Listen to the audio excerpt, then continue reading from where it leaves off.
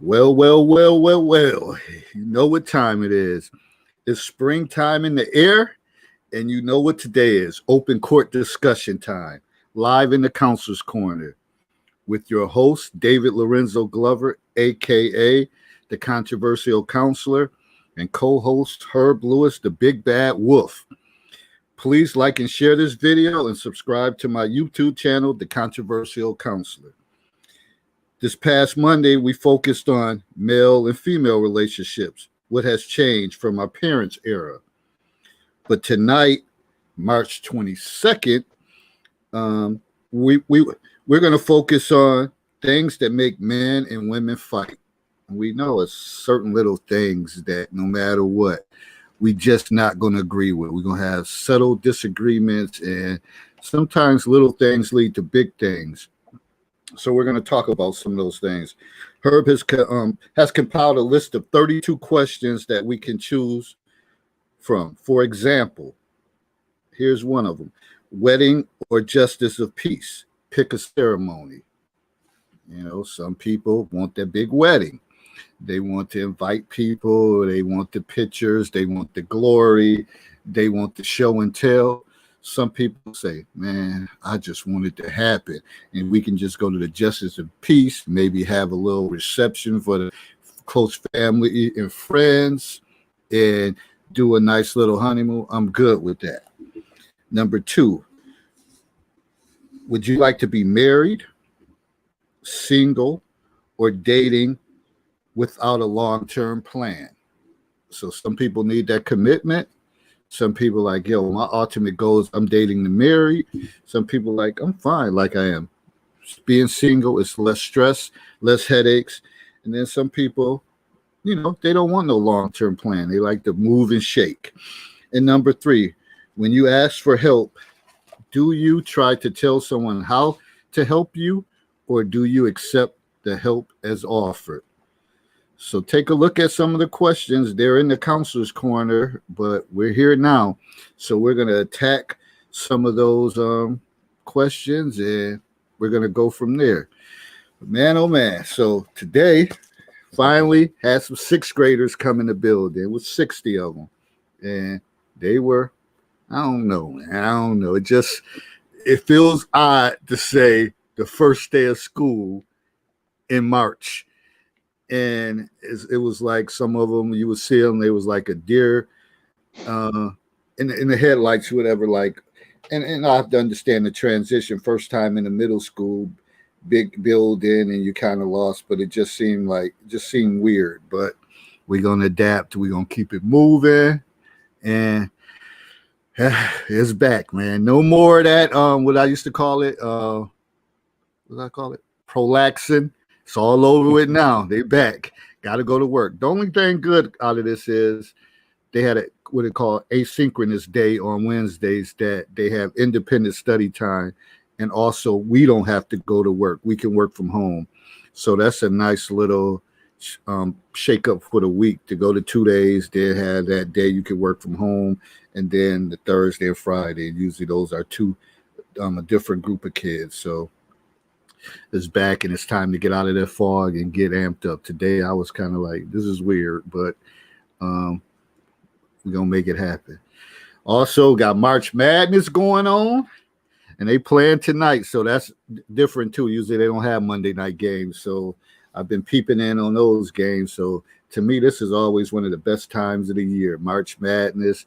Then usually you have some good boxing matches. Then it'll get closer to the NBA playoff time, so it's a good time. Then the weather's changing, and man, it's good times, especially for people who have SAD, that's seasonal affective disorder, and they get fall into a deep depression because of the long nights, the winter weather, and not getting that sunlight. So it's a chance for people to come back out. Plus we had the COVID, so people, like I said, gonna be stepping out brand new, and they got their stimmies, and they got some income tax money. People are going to be brand new coming out this spring. You better believe that. Yeah, I'm getting amped up already. All right, we got Lakia in the studio. Gonna bring her in. What's good, Herb? Man, I'm kind of like dreading the tourist season, if you will say it, if such a thing is possible, just because of what you said. Last year, it was a difficult season, mainly because we had to deal with an influx of customers and guests that we weren't we just weren't accustomed to. So it's been an uphill battle for myself and the coworkers. So one day at a time is all we can do. I, we've been dealing with like you said, the stress of COVID as a staff, who really didn't have any time off. We didn't get any time off. Everything was still business as usual for us. Granted, it was a little slower, but it's not as slow as it has been. There have been weekends where we have been sold out to where we've never been sold out on winter, or I still can classify it as a winter weekend. So it's a wait and see tactic, man. It's another meat grinder coming up, and I feel like a fresh side of beef hide getting ready to be put in there. So we gonna see how it go, man, and just keep moving forward. Hey, Lakia, how you doing? I'm well, and you, David and Herb, how you guys doing? All right, I'm feeling good. Can't complain. Like I That said, time. anytime March Madness on, you got a smile out of me. Plus, Yeah, I I see got a to lot see of some. disappointments. Oh yeah, it's been a lot of upsets, major upsets, which is a good thing for college basketball to kind of Mhm. create the unknown. Like you never know who's gonna win it. Right. So yeah. So what's going on tonight? How's this thing going with all these questions? Asking all these questions, asking all these questions. Well, the object was to get people to start thinking, and I added another one too. I don't know if you said 32. I added another one in passing because I think given the current political climate, if you will, I thought it was pertinent too. So number 33 for those who haven't seen it, obviously, is the Me Too movement. Has it done irreversible damage to dating, or does more need to be done to protect women? That's just a question doesn't have to be answered right now.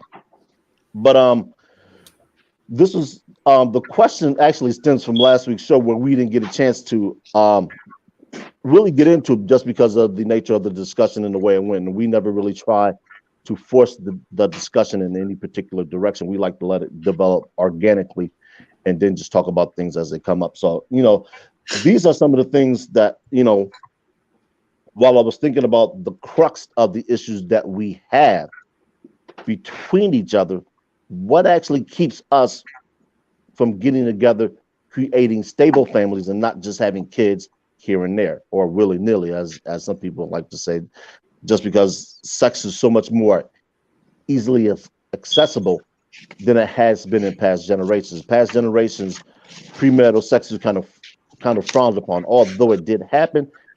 When you start to look at the advent of birth control, um, the women's liberation movement, or first wave feminism, up into what we have now with fourth wave feminism coming through, we start to see a lot of relaxed affairs regarding sex and just when you can have it. I mean, you start looking at some of the dating apps, and what I like to call them, from as far as I am concerned, I don't use them. I think they're just sex apps. If you're swiping left and swiping right just based on the picture, which I think Tinder, that's what Tinder's method of whatever they call it is. To me, it's just you're feeding into your kernel base, and I'm not here to knock anybody that's doing it. Have at it. I'm just saying, understand what it is that you're doing, and more importantly, understand why it is that you're doing it. Like I always say, I'm not going to tell anybody what to think. I will always ask you why it is that you think what you think, and I think once we start to do that, we start to get into the weeds, so to speak, on the grassroots issues of why we are adamant about certain things. Some people will ask me, why am I adamant about not dating this type of individual and not this type of individual, but I'll date this individual. And I'll say, that's my standards. No, my standards are rooted in what I deem practical for me. Those are my principles. They're not universal to everyone. They're just universal, or not universal. They're just applicable to me. So that's one of the reasons why I actually came up with this comprehensive list. So A comprehensive Well, list. So these are questions you're going to answer too. I suppose if they pertain, I mean, the no, questions. man. No, hold on. No.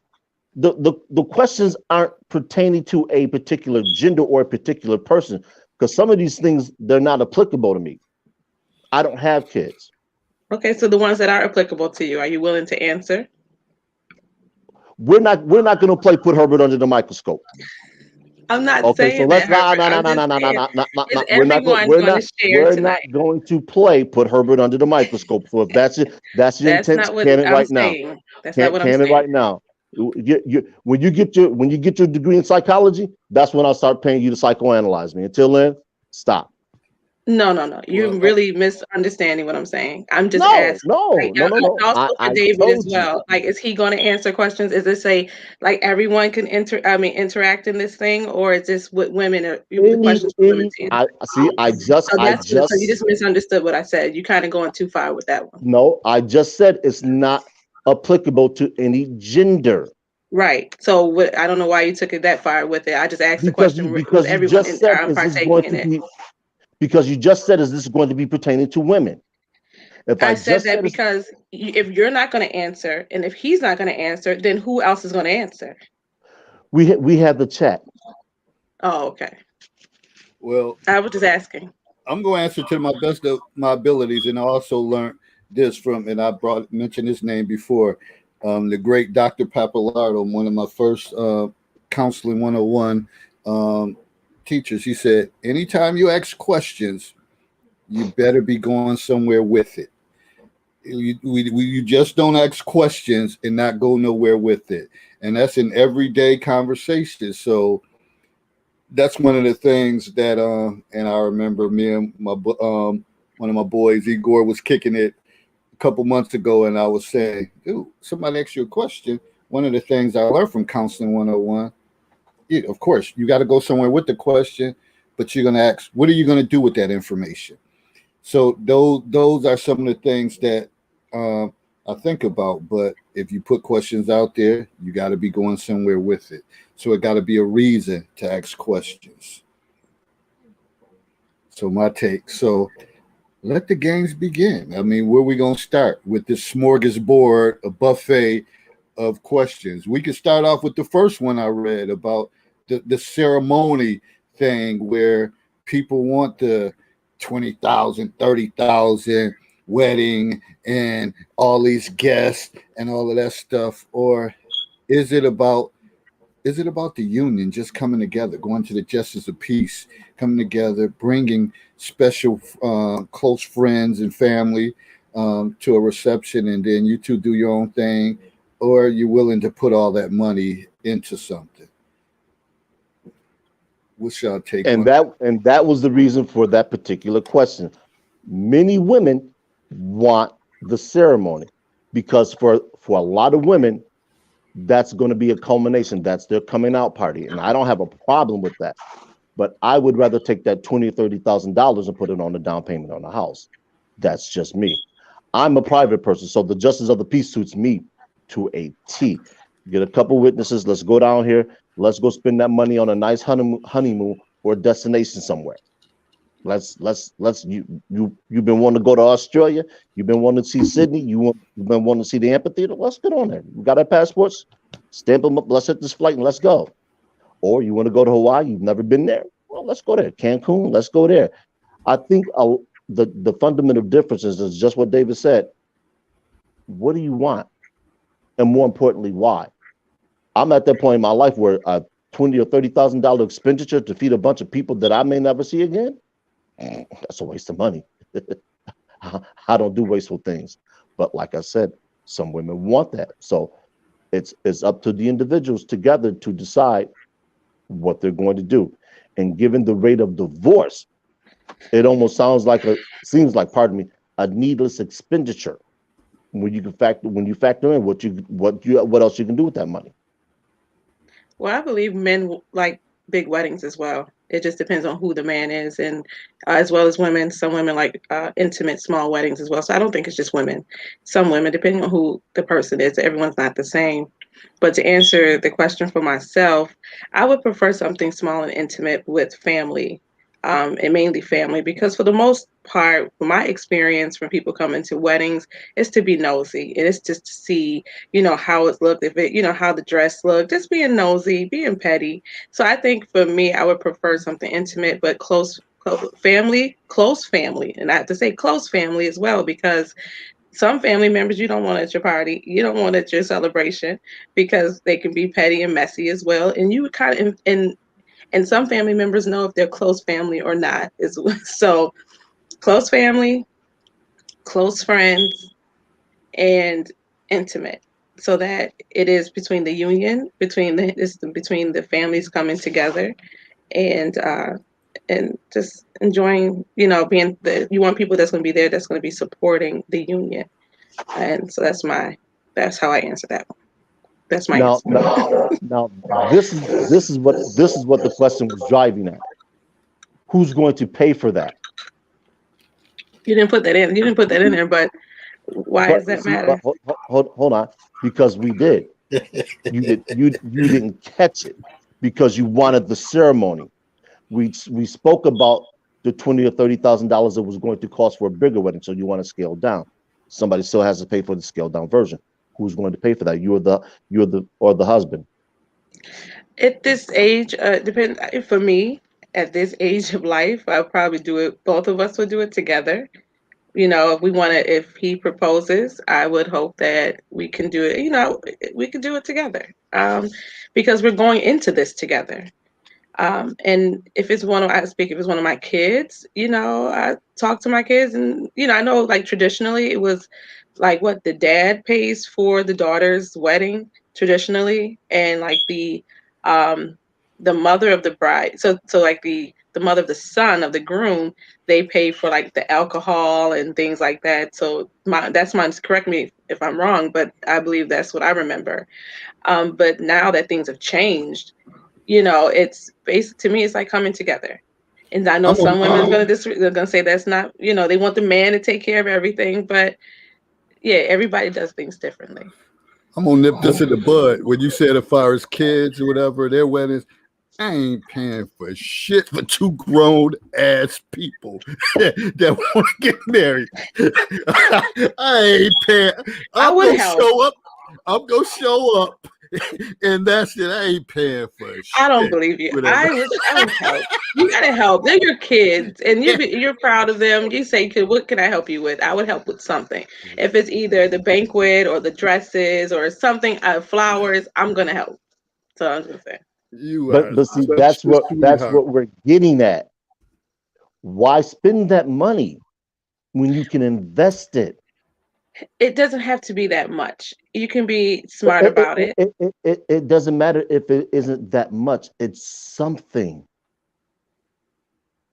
Anything that you're paying out that's more than what you need to pay out is something. That's all we're getting at. And this is why the question is being asked, because there's a fundamental difference between you, myself, and David. We're diametrically opposed. You want to spend something where David and I don't want to spend anything. So let's go down and do the justice of the peace, and let's call it a day. My thing is this. Every day, when you spend money, you do not always think, is this purchase necessary? So throughout your life, you cannot say every purchase you make, you say, is this necessary? I'm not going to spend this money on this because I'm going to put it in an investment account. You don't do that. So now you want to say, hold on, okay, wait a minute. Let me interrupt. Let me finish, please. Hold on. I'll let you finish. I have it. So the fact of the matter is, interrupt you for a moment. No, because the fact of the matter, I'm proving my point, please, is that if you're not taking that hat and say, you know what, I'm not going to buy that hat, I'm going to invest it, then you can't say that. That goes along with anything. So if I'm going to say I'm going to have a wedding, I'm going to be smart about it. And guess what? I'm going to invest my money in my daughter or my son's wedding or my wedding. I'm investing in my union. because it is an investment, and you hoping that that investment that you make into that union will bring out a return. That return may not be financially, or it could be financially, because you can bring your two incomes together and put that money together and make some good money. So actually, you could make an investment in a marriage. And you can make an investment with coming together with a union. So as far as I'm concerned, whatever. That I don't got make two sense. things. I got two things to say for that. I know you ain't talking about hacks. You know, You didn't have to use that example as hacks. Now I think you're going personal with me. That's hey, if the shoe fit, you gotta wear it. And also, it's the same thing, the same concept. And I think me and my brother Dietrich was just talking about this, and we talked about it before, about parents putting up money for their kids to go to college. And I said, the great Dave Ramsey, the financial guru, said, don't put money up for your kids to go to college. Kids can go to college for free if they put in the effort and they get good grades. Because what happens is, if you put all your money invest in them to go into college and their asses fell out after the first semester, money gone. Nothing you could do about it but be mad at them or give them a hug. That's okay, Pookie. I'll pay for you to go to a community college next time. Maybe that was too much for you. Don't do it. Don't do it, especially when they control their own destiny. If they're serious about it, they'll handle their business and they'll get A's and B's, and they'll say, hey, maybe this wasn't my number one choice, but I did go to college and I did go, and I'm coming out debt free. I don't have to pay anything because I put in the work all along. So same thing if you're a parent and you're putting in all this money toward weddings, and then after 6 to 9 months, they not together no more, and you didn't chipped in your 10, 15,000. Now you assed out. The thing is this: it's an investment, and your children are investments as well. Now, if you think about it, I would have appreciated if my family had invested in me, so that maybe I would not have as much debt now. So for my example for that is this, and then I'm gonna get out the way because there's some other ladies here to share their thoughts, is that I paid for my daughter to go to Catholic school because I wanted her to receive a scholarship with the possibility, there was a risk for her to get a D1 scholarship in college. And guess what? My investment paid off. So now she's a D1 student, college. She has a full scholarship to a D1 college. And anything you decide to do in life is going to be an investment for the most part. So union, investment, education is an investment. And so hopefully your return will be great at the end, but it does, just like, if, for instance, this broadcast, it's an investment. Whatever you decide to do, you're going to have to put your money into it, your time, your energy, and you're hoping that the return is going to be great at the end. So as far as I'm concerned, whatever it is in life, you have to decide what priorities you have to put that investment in. That's my take. Okay. I have two questions. Well, one is actually a statement. The other is a question. Okay. I want people that are listening to this to go listen to the song by Billy Joel, Scenes from an Italian Restaurant, and pay particular attention to the verse about Brenda and Eddie. Okay, that's what I want you guys to do. Number two, men are risk adverse. Quite simply, if you don't know what risk averse means, it means people, or particularly men, aren't going to invest in something that has very little chance of succeeding. The divorce rate for current marriages, particularly among our demographic, is 80%. Would you walk outside every day knowing that you had an 80% chance of not coming home? Anybody on the panel can answer that. Does anybody else want Anybody? to Yes. Anybody on the panel? Do it every day. So yeah. I think that is a ridiculous. Wait a minute. Just so the question is understood, if the chances of you returning home, I said I want to make sure it's understood. If you had a 20% chance of returning home, matter of fact, let's make this a little simpler. If every time you got in the car, you had a 1 in 5 chance of not coming home, would you drive a car? Or would you walk? Drive the car. And that's what we're getting at. People like to throw caution to the wind. I'm not driving if there's an 80% chance that I'm going to be killed. I'd rather walk. We know that already. You ride a bike, but not to say that. I'm Not just gonna saying live my that life in fear either. it just. I'm just saying that doesn't make sense because It doesn't make sense. mm-mm. Why doesn't it make sense? You basically telling people to live their life in fear, and that's not Right. how you live your life. That's not how. That's not See, how you you made make a jump. progress. Sometimes you have to take a risk in order to be successful. I mean, think about Thomas Edison and all of them. If they hadn't took a risk on the things that they did, where would society be now? Right. But we're Still relating. picking cotton. And mind you, those are men who took risks. Benjamin Franklin damn near got himself killed trying to discover electricity. You're taking it out of the realm of a marriage being paid for by someone else. Keep it there. Even if you keep it there, that's what we're even if you talking keep about. it there, regardless of the fact that there are statistics all around with that will not always agree with what seems to be the right thing to do. But the thing is, a big wedding or a small wedding. It doesn't matter. If you have a small one, exactly. Right. I couldn't hear. There was some feedback. Somebody just has something playing in the background. Do you have to repeat that? I couldn't hear you. I said it doesn't matter if you have a big wedding or a small wedding. You're not guaranteed that your marriage is going to survive either way. It's all about the effort and the work that you put into making that marriage work. I could spend $50,000 and then a few weeks later we decide we want to get a damn annulment because we can't stand each other. Exactly. So true. I could go to the justice of the peace, have a nice small ceremony with, my closest friends and family, and hell, a year later, 2 years later, be like, fuck this. This is too much. It really does not matter. Nope. That's the point. There's no absolute with getting married. There's no absolute. It doesn't matter how much a person spends. You hope that because you invested this much money, that person will take it more serious because you made this big financial investment. How some people can spend that much money on a wedding, I don't know. Because I have to agree with you. I'd rather use that shit towards a house or something like that. I'm not like, no way. I'd rather have a place to live than a fancy ass dress and a bunch of niggas that I don't even talk to all the time, eating up everything. I'm just for some, you put that money in. It ain't.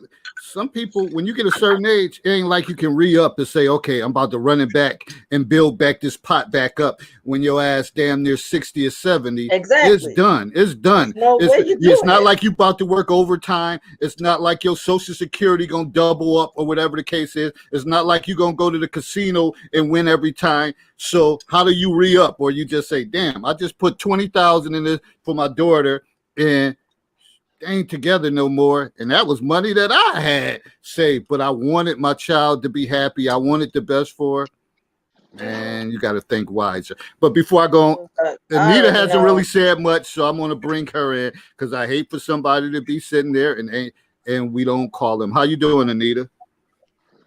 Hi, I'm just listening. You ain't got nothing to say? I mean, I came in a little late, so all I heard about was the wedding and the justice of the peace. I'd rather have a small, quaint wedding, unless, I mean, there is some circumstances where I would settle for justice of the peace, but also have a wedding when I could. Does that make sense? Oh, and I got a question, and I see my mother made a comment, and I take it as it was directed toward me. And I always say, anybody can get it. You made some comment, Grace Glover, that parents always say they're not going to help out, but they do. No, G. No, G. Not in this case. If I say it, and you know me to be stubborn, I ain't doing it. Ain't doing it. You can say, well, I'm gonna put this here for David because you know how he is. He's a jerk. So and I'm just gonna say it's from him. Then you take the hit for the team. Thank you, mother dearest, for taking that hit for me, because I ain't doing it. You know you're wrong for that. So if But your daughter anyway. be like, so if your daughter be like, Dad, I want you to make the meanest barbecue ever for my wedding. You gonna tell her no?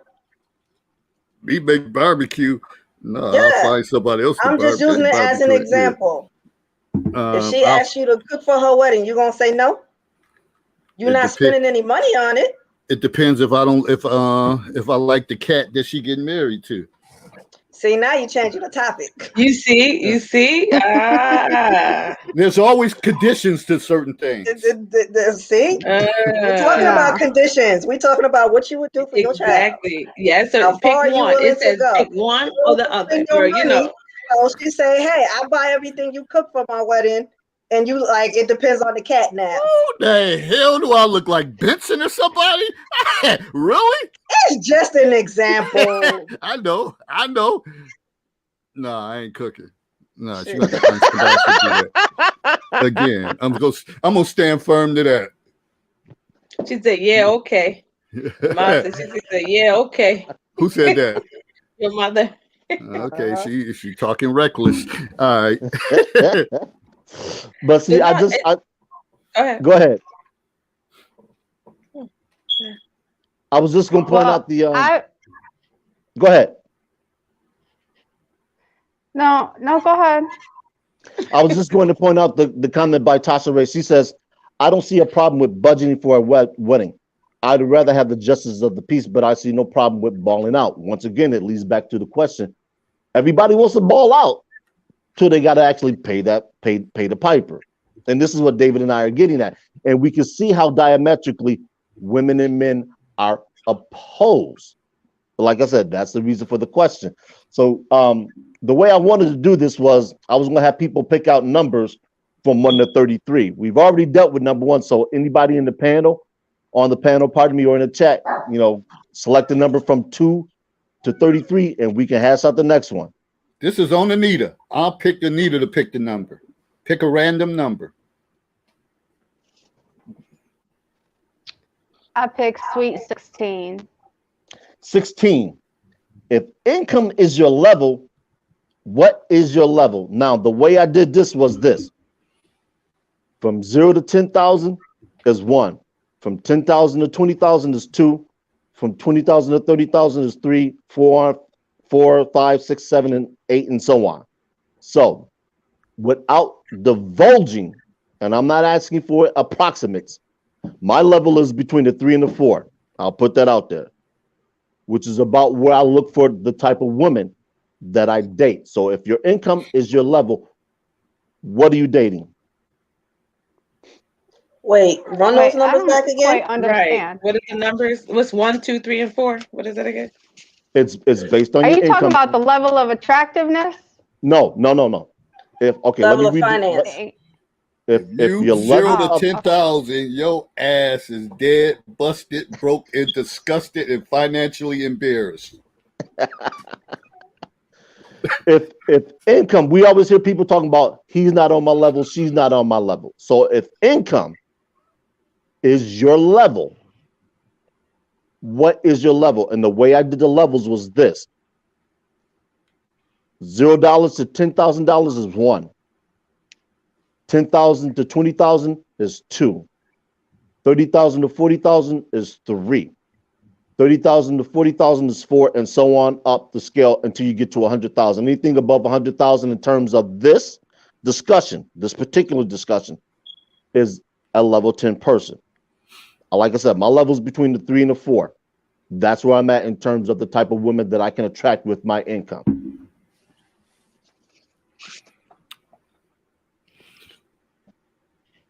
Anybody? I'm still confused. Why do you I don't have to I don't wanna attract somebody brag, with but your level of income? not that I'm bragging. No, I'm at if it's 90 to 100. What's 90 to 110? Yeah, that's between the 9 and 10. Yeah.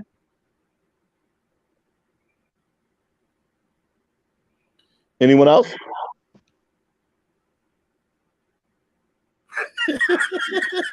See, we had all the smoke earlier for her, but don't nobody want to step to the mic. See, when them lights is bright, it get kind of quiet. I'm at 6, between the 5 and the 6. Okay.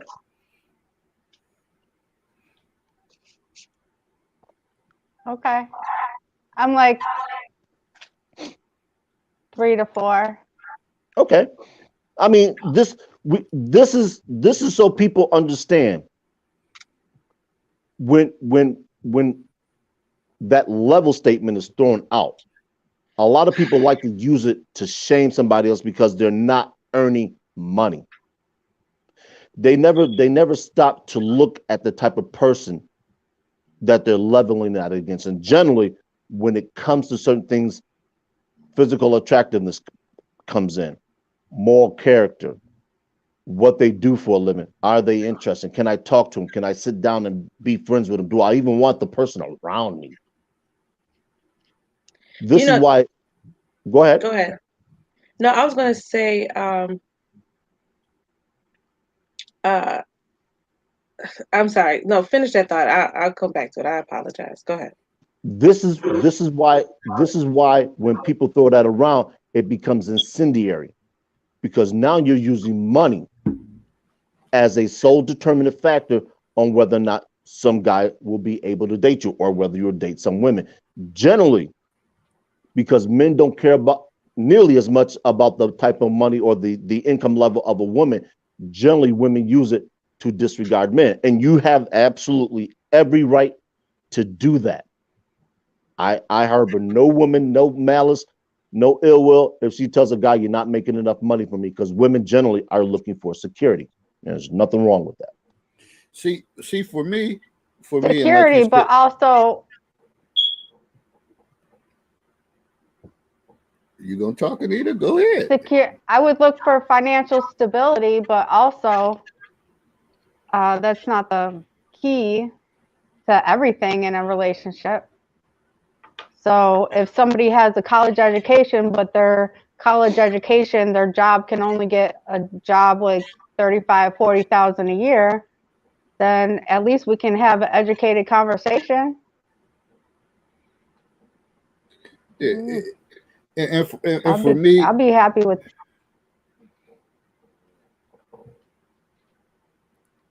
Go ahead, Dave.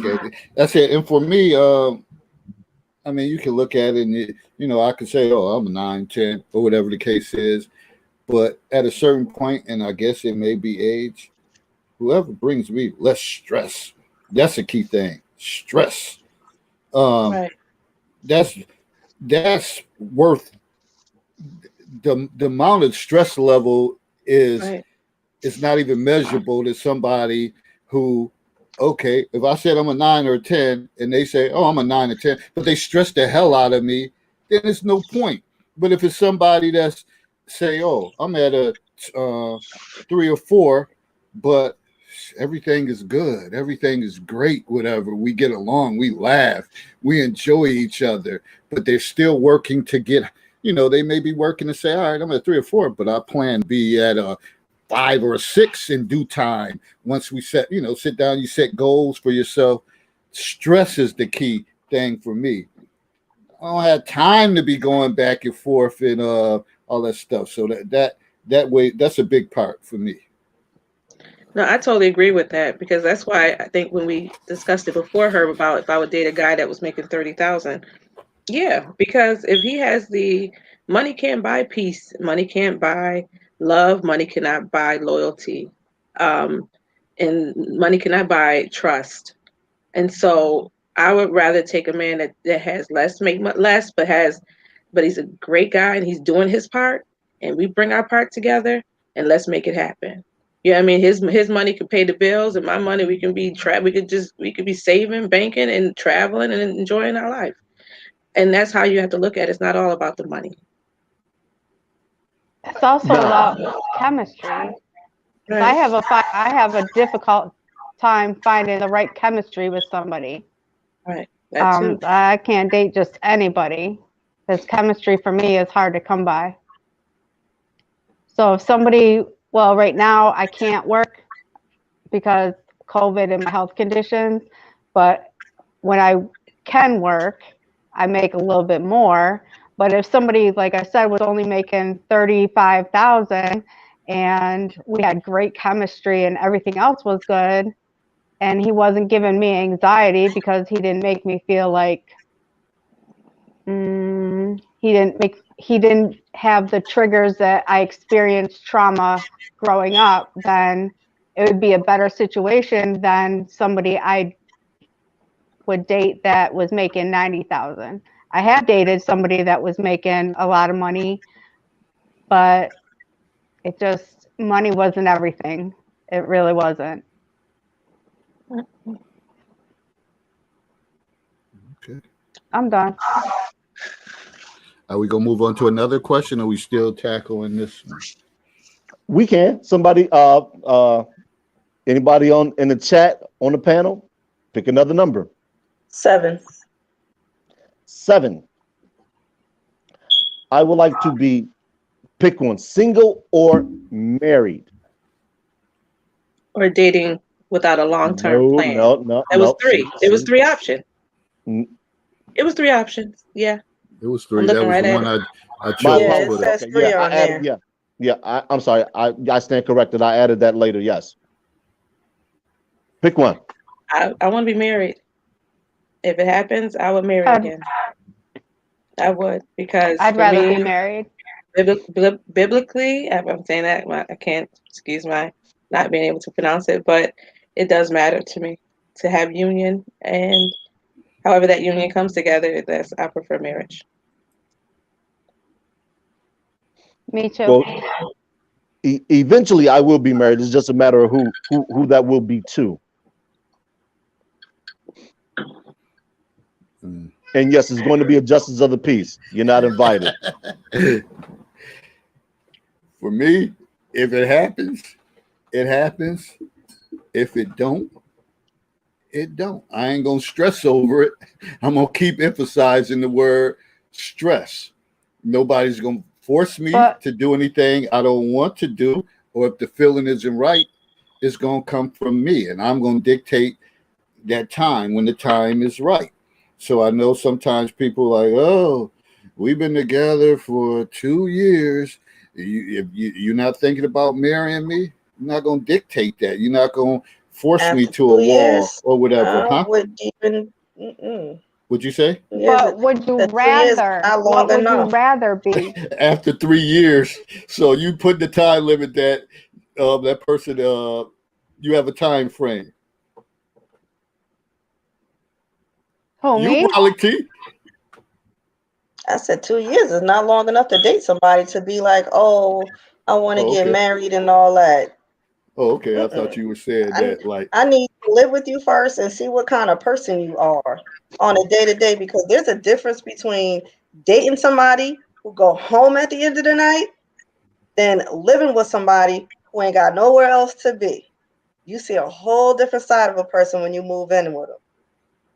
so you believe that you should live with someone where some people say, oh, I'm not shacking up with nobody until we married. And I think that concept is absolutely the dumbest thing I ever heard in life. Like, how do you just all of a sudden get married, then all of a sudden y'all live together? You don't know habits or whatever. Granted, people stay the night and all that stuff, but they usually had a booty bag, and they pack their booty bag up and leave, or whatever the case is.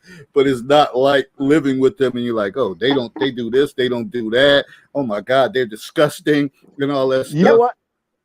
I tell you how you get by all that. And you don't have to live with the person. Take a weekend trip with them somewhere where they have to pack their bag. You'll get all your answers. Your bag or their No, you have to pack where they have to pack a bag. Where you have to take some clothes with you. Over a weekend trip will give you all the information you need to know. How so? How is that so? For Not a weekend always. trip. Not always. Some people are good for the facades. When you live with somebody, it's only so long that you can hold up a facade before that shit fall apart. I said if you want to weekend, know. I know people who could do a weekend standing on their head. Yeah, I don't. Out of town. You gotta make me understand that, Herb. A weekend, you I can camouflage that. Out of town, brother T. Say it again. Excuse me. I said out of town. Yeah, I know people. Out of town is exciting. I know people who can do that, standing on their head. They go out of town with somebody, and had that person completely fooled. And then they got married, and that person's like, "Oh my God, I didn't realize that this person like was really like this. Like we took trips out of town and everything." I'm not talking about personality. No, Because I nobody, mean, you find nobody out ever, whether that person likes to keep their house clean and all that stuff. A weekend is okay. not enough. Now, generally speaking, Dave, usually a person will show you if they're messy or not, if they're clean or not, when they leave, because you're in a confined space for a few days. So you're gonna find out the bathroom habits. You're gonna find out the level of cleanliness. All of that you'll find out going out of town. Now, if 2 or 3 days it is enough, do it for a week. Yeah, I just can't. I can't subscribe to that disagree. weekend thing. Hey, that's No, okay. Let me finish, because you could just have a little corner area that you have, and all your stuff just sit there in your little pile. That does not say anything whether his damn underwear is in the kitchen or whatever the case is. A sock is stuck between the couch cushions. Toothpaste all over the mirror and all of that stuff. It's a little bit different living with someone, or they left their clothes in the dryer and washing machine for 2 weeks. I mean, not 2 weeks, 2 or 3 days. It's soiled now. You trying to wash your stuff and like, damn, this stuff's still in there? Or her stuff's still in there. It's a whole lot other than the weekend. I disagree, Herb. You need counseling. And this ain't even a day for that. It's So worked what for do me. you guys Granted, I'm think not married. is the, Go ahead. what does everybody think of the time frame that somebody should move in with each other? Day one. No, I'm joking. I'm joking. Find out they're expert on day one. It depends on what has to be done. What I do you wouldn't mean? do it. I'm not If you moving have- in before marriage. If you have two people that own a home, who's going to uproot their life to move in? And what are you going to do with the other home? And what are you going to do with the furniture and all the other possessions in that home? Well, that has to be discussed between the two people. That's between them, They'll both and buy the different situation. I And was hold on. I was just answering her question. oh, I'm sorry. Okay.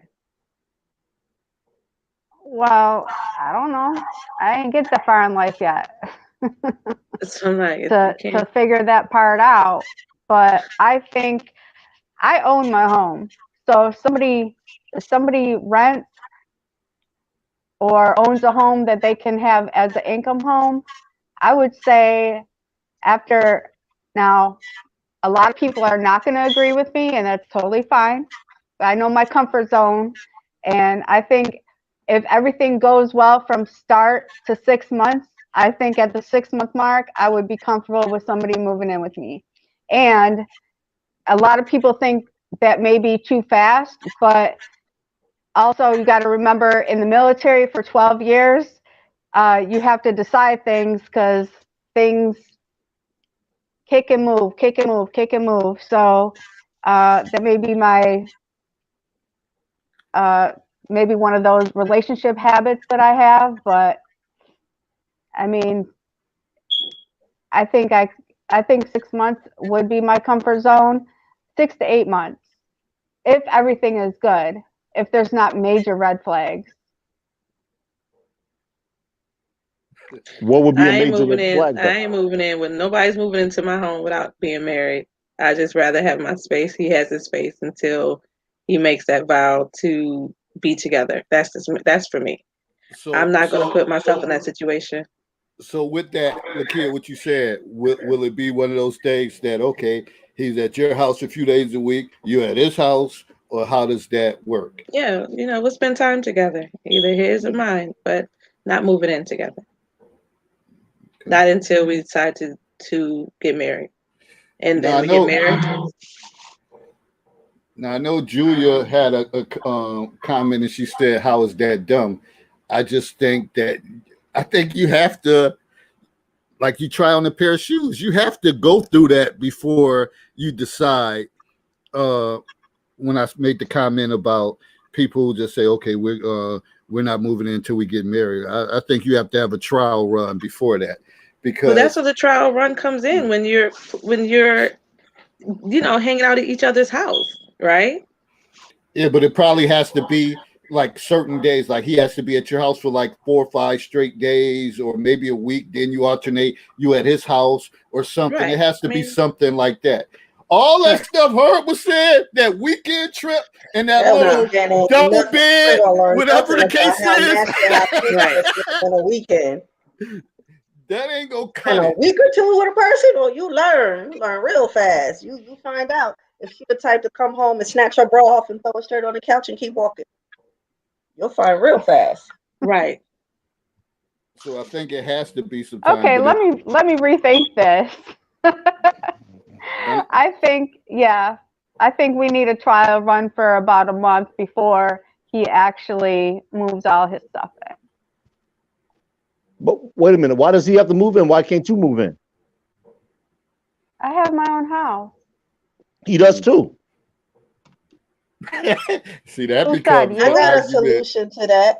How about if they both own their houses outright? They got a couple options. They could either both sell their houses and combine the money from the sale of those houses to get a new house that they both agree on to live in together, or they Yeah, I could would never still do that. buy a house that they both agree on together and then rent out the houses that they own, so that in the event shit goes sideways, they still have a house to go back to.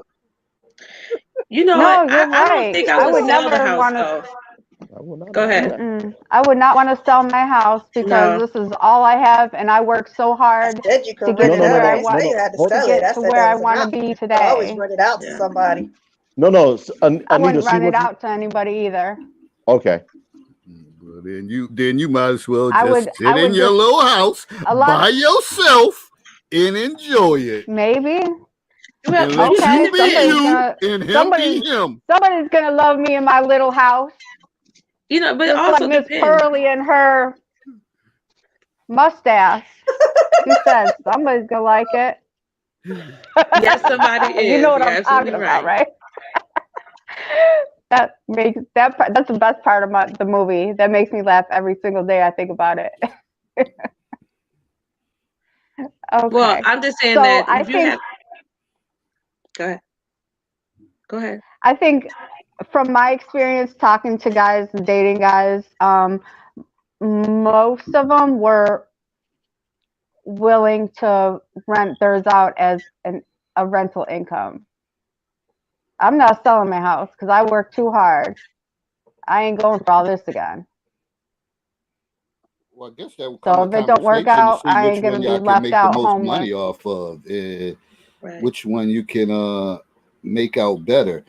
But I'm looking at Anwar's comment. He not me. said you need to see somebody's credit report. Are people willing to share their credit report with someone, or is that sacred information? And you say, "Don't worry about it. I got mine. You just handle yours, and we just come together." See, I think that's the problem with relationships these days. People are so, well, I don't say all people, Secretive? but a lot of people are so protective of this and that, and they don't come together as actual one, because they're like, you can't look at my phone, that's private. You can't look at my credit report, that's private. If I have a man and we trust each other and we're in a good relationship, I don't care. I shouldn't have anything to hide. If I have to have something to hide, then I probably shouldn't be doing it, or vice versa. If he feels like he's got to delete text messages, pictures, whatever, he probably shouldn't be doing it, because it's not really cheating, it's being dishonest to the relationship. So I don't care. When I'm with somebody, they can have full access. I don't have anything. For me, it depends. It depends on where we are in the relationship. I'm not just going to be pulling out my credit score for people, But if it's something that we're deciding to go further and actually more into marriage, I wouldn't even talk about it just dating, because you don't know where that relationship is going, and then you don't know if that person is a user. And I want to see that person's committed to being with me. If they're committed to being with me, then I would show my credit, but not before that. And see, this is that. I mean, I wasn't talking on like month 1, but when we get to that point. And Lakia, your comment, it reminds me of a post I put up on Facebook. I believe it was last week. And I said, we are quicker to allow someone in, for whom it applies, to allow someone into our body or to enter into someone's body before we reveal our personal traumas. Also factor into that our financial stability. And this goes back to, I think, question number 16. If I'm with an individual and we're dating, I could care less what the future holds. I want to know who I'm dealing with. So for me, there is no topic that is off bounds. Period. So I'm subject to ask any question at any time, and I'm subject to answer any question at any time. I don't have that issue. This is the problem that we put ourselves in when we start putting up these artificial boundaries, talking about time this and time that, but we're willing to wager catching a disease or getting pregnant before we reveal things that actually are going to make the relationship work. And that always baffles me at our ages, that we're still so protective of things that really should be discussed within the first month of meeting somebody. That way you don't waste time. Because for me, time is my greatest asset right now. You can't waste my time. I'm not gonna waste your time. So let's get here. Let's discuss what we need to discuss, so we know where each other stands. And I'll preface that by I'll finish that by saying this. About 5, maybe 6 years ago, met a female through a mutual friend. We went out 3 times. Real nice female, had her own home, established in her career, et cetera, et cetera. I think she's a couple of years older than I am. I think she just turned 51. I can't recall her birthday. I think her birthday is April, so her birthday is actually coming up. She'll be 52. She wanted to have kids. I didn't. That was it. Her and I are still very cordial. On occasion, if I'm not doing anything, I want somebody to go out with her, pick up the phone call and say, hey, what are you doing? Let's go try this new restaurant. She loves wine. One of the people that's taught me a great deal about wine. One time we went out to Niagara on the lake for her birthday, brought her a bottle of wine, we had lunch, went our separate ways. These are the type of things that we eliminate from our lives when we don't have these type of discussions, because people are too guarded about something that actually could save you from wasted time and heartache. This is why I always tell people, what are you guarding?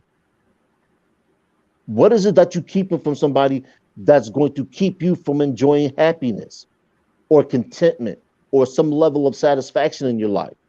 Put that on the table. Let that person say, you know what? This isn't for me. But hey, you know what? I'm glad I met you. Maybe we have business opportunities down the road, et cetera, so on and so forth. I don't understand you saying that, to be honest, because that goes along with being open to possibilities of having a relationship with different types of women. And sometimes you've said you will not disclose some information. So I hear you, but I just feel that it's hold on, wait a minute. Hold on. Wait a minute. That's what you don't operate in that. That's what you're saying. You don't operate in that. But wait a minute. Speak to me without telling me how you feel. No, I'm telling you what you said out your mouth. I'm not. I know. I'm well aware of what I have said. Out your mouth and say. So what I'm sharing with you is what you've spoken. So okay. So don't say I'm not talking about. I'm not speaking out of my feelings. I'm saying what came out of your mouth. Did you just not say I feel? Now, okay. Listen. You spoke it out your mouth. Lakia, I'm well aware of what I say. So what I said about my feelings is that you don't walk in what you say. That's I do. The problem that you have is the problem. No, it's not an opinion, it's fact. The problem that you have is I won't do it on the public forum. I do it face to face. I've already said that I am fiercely private. If I am dealing with an individual, you said it when the fact when it was just me, you and Anita. You said on that podcast, on that show, you said that you will not disclose some questions to some people Lakia. individually on a date. Please Lakia. don't call me like you're at the bottom of my staircase, please. But I know Because my you're name. not listening. You're not allowing me to talk. You're not allowing me I to know talk. what Let you're me finish, saying. please. Okay, so and go ahead. You're trying to do an aha gotcha moment, and you can't. I did. You did it to yourself. I don't have to. No, I'm I just didn't. sharing with you what you said. I know what I said to Anita. You don't have to remind me. All I'm saying, I can say what I want to say. I'm not trying to remind Yes, you. you I'm just can. saying to you that it does not go with what you're saying. That's what I'm just sharing with you. So to me, that's What is it that I said that you have a all problem I'm with? sharing with you is that let's speak our truth. And the truth is this. If you're going to be open, then be open. But period. Don't try to put I'm open, but I'm open, but I want to do this. I'm open, but you shouldn't but I don't do that. That's all I'm striving to say. Stay open. Be open to whatever you decide to do with your life, and be an individual truthful and accept your truth. Your truth is this: you are willing to be open, but you sometimes can be scary, which it can be for anybody, and that's what you take a risk. You take a risk to find love for whatever reasons. You said you would like to be married, then be open and don't be afraid to say that. And don't try to use that to say and to contradict a woman for being open herself. And that you just said about how we don't keep our bodies sacred, but then we'll keep our finances sacred. The thing is, everybody has different backgrounds, different ideals, different histories. So those things are going to probably most likely as individuals, we're going to probably have sex before we actually disclose a lot of things, because if you have the chemistry, sometimes you're going to you give into that chemistry. And it doesn't mean now, because I've given into this chemistry, now I have to throw out all my financial information. Like, I'm not saying it's not wise counsel. I get it, but it's the fact that it happens. And the fact that it happens, you just deal with it as it come along, and you just address it as it comes. But to sit here and say people are not being open to sharing their finances before they share their body, sometimes it's just a one night stand, and you accept that for that. Women do it and men do it. It's something that you enjoy doing. Some people are like that. But do you condemn them for it? That's between them and God, not us. That's all I'm saying. Look here, now give me an example of where I denied somebody one-on-one an answer to a question. You have come on the show and said it, Herb. No. You made a statement. You just made a statement that I don't. So give me a situation where I have denied somebody one-on-one an answer to a question. One-on-one on here on the show, or one-on-one? No. See, this is the problem with the selective understanding that you have. I don't know what you do in your personal life, Herb. Correct. So why are you trying to insinuate that you do? You're the one. I'm going up. Did you just not say that you agree that you remember what you said to Anita? Are you hearing yourself speak? You couldn't answer the question because you don't know. I'm going off what you said, Herb. I said a one-on-one situation. I recall somebody asking you about the kind of women you date, and you neglected to decline. I also remember. Let me make this real simple for you guys. I was about to say, I probably can think of at least three separate panel in which you decided you didn't want to answer the question, and your answer was you don't have a high enough clearance for me to answer that question. That is exactly what you are correct, and you know why? Because I'm not interested in you. Does that make you happy?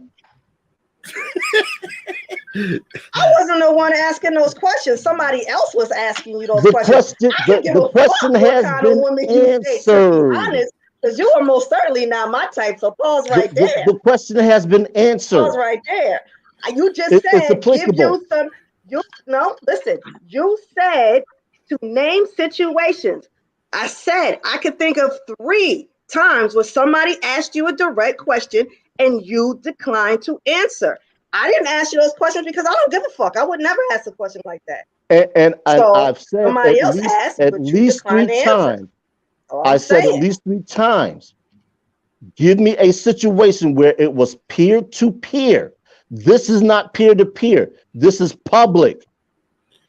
What is it that you guys don't understand about that? Let me chime in. And typically, when you have a panel platform, of course, Ain't no damn peer-to-peer. yeah, of course, when somebody's trying to delve in too deep with your stuff personally, then you're like, hold on. But like general questions that's passed around, whatever, a panel, if you're on a panel, then you're pretty much putting yourself out there like, yeah, I will answer stuff within reason, without going all into great details. If somebody like, oh, Herb, what's your favorite position or this and that, and I'm like, oh, wait a minute, but just like general I conversation, want to know that. just like general questions, then I think as a panel we all should be able to give something. But when you think about to switch the realm to go back to the dating thing, and people saying, oh, I want to put stuff out there from day one so I won't waste my time, I always say, what about finding out if you can laugh with that person, if you enjoy them, I keep saying that's the emphasis. That's like the blueprint of going on to that second and third time seeing each other. If you didn't enjoy yourself the first time and you say, oh, well, we both were a little nervous or whatever the case, but deep down inside, if you really want to see that person again because they gave you some type of good feeling or you enjoyed the laughter you had or the conversation. So I think that's the beginning. Then I think some of them questions and stuff will soon come out once you start laughing and getting comfortable with each other. But if you have somebody putting out a pen and a pad and saying, well, this is, okay, Herb, what's your credit score? How many times you been delinquent on your bill and something like that? Hell no, like right there, that ain't gonna work. But if you just gradually getting to know each other, you're laughing, you're enjoying each other, you're going out walking through the park having ice cream, and you're laughing, and some conversations come up, I think people will be a little more comfortable answering things. But you have to provide that comfort for each other, that safe place that you can say, I think I can let my guards down a little bit with this person. I have a safe space with them. If you don't have a safe space, then none of this shit works.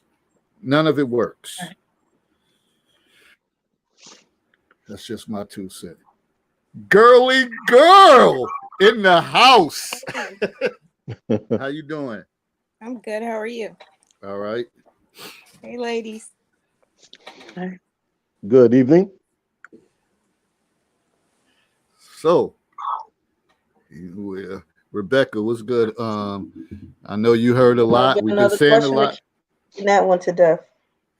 And we're gonna move on to another question. But as you see, these questions bring out good conversation, and there's no right or wrong answer to any of it. Only thing we could do is give our perspective, explain it, and then kind of go from there. Rebecca, you getting all the love. All the love. So, Rebecca, somebody pick a number. Oh, Rebecca, I'm sorry. Go ahead. Number. Say what? Pick a number. Hold on. You can't pick 1, 7, or 16. So pick a number. 1 and what? 1 and 33. Oh, 31. 31. We hear about mental stimulation. How do you mentally stimulate your partner? Conversation, smell, touch, all that good stuff. I mean, I'm just, you could a text message, you could, that's easy to do. And it depends on what your end game is. I mean, if you're trying to set somebody up for, a night of pleasure, you could do that all day long.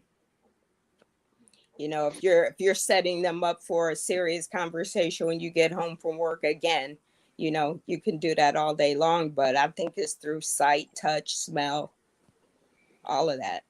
All right, so that brings me to a quick thought, and I don't want to, I'm gonna get off about the soapbox, and I'm gonna let other people go.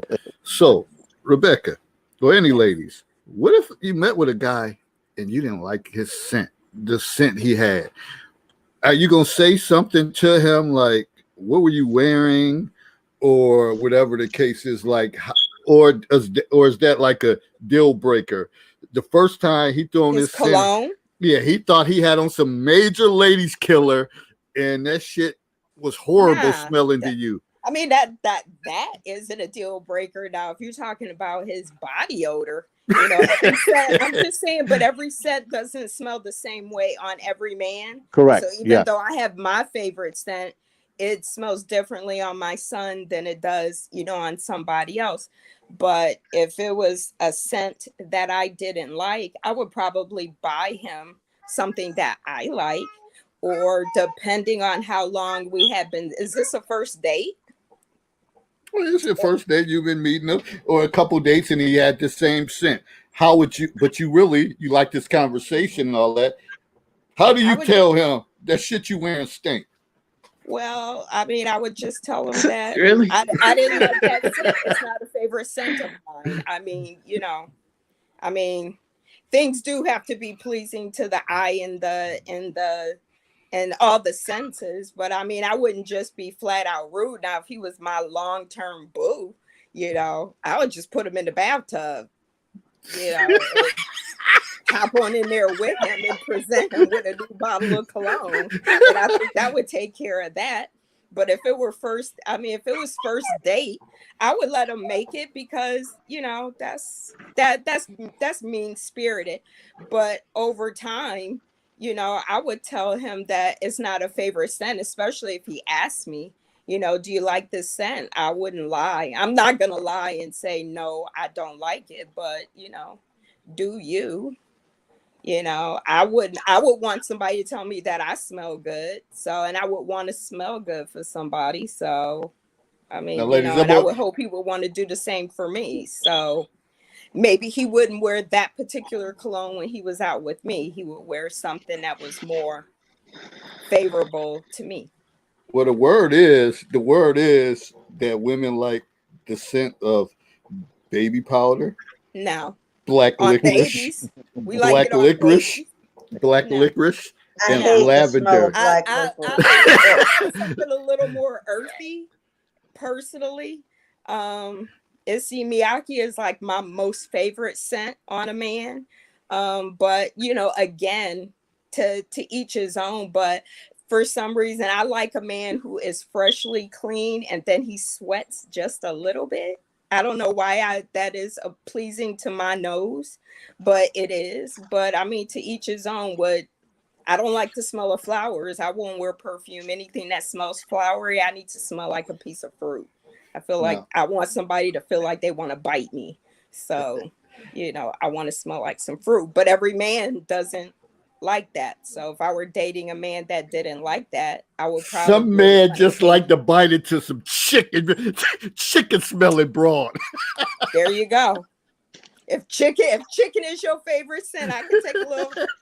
You know, I'm just saying, but you know, that's an easy one as far as scents, you know, go. That I don't think that's too hard to deal with. But you know, so long as you don't have on an ugly shirt, we good. Yeah, I think people taking shots. I'm just saying, I ain't gonna bring up the sweater because I know where you're going with it. But nah. I mean, Well, let me ask this question then, because I was just with this question. I was focused on just the mental stimulation. So for the women, because Rebecca's mentioned this, are those things mentally stimulating to you? Because I want to see what you can do to get your partner stimulated, not necessarily be stimulated. Yeah, I would think if he couldn't see me, but he could smell me.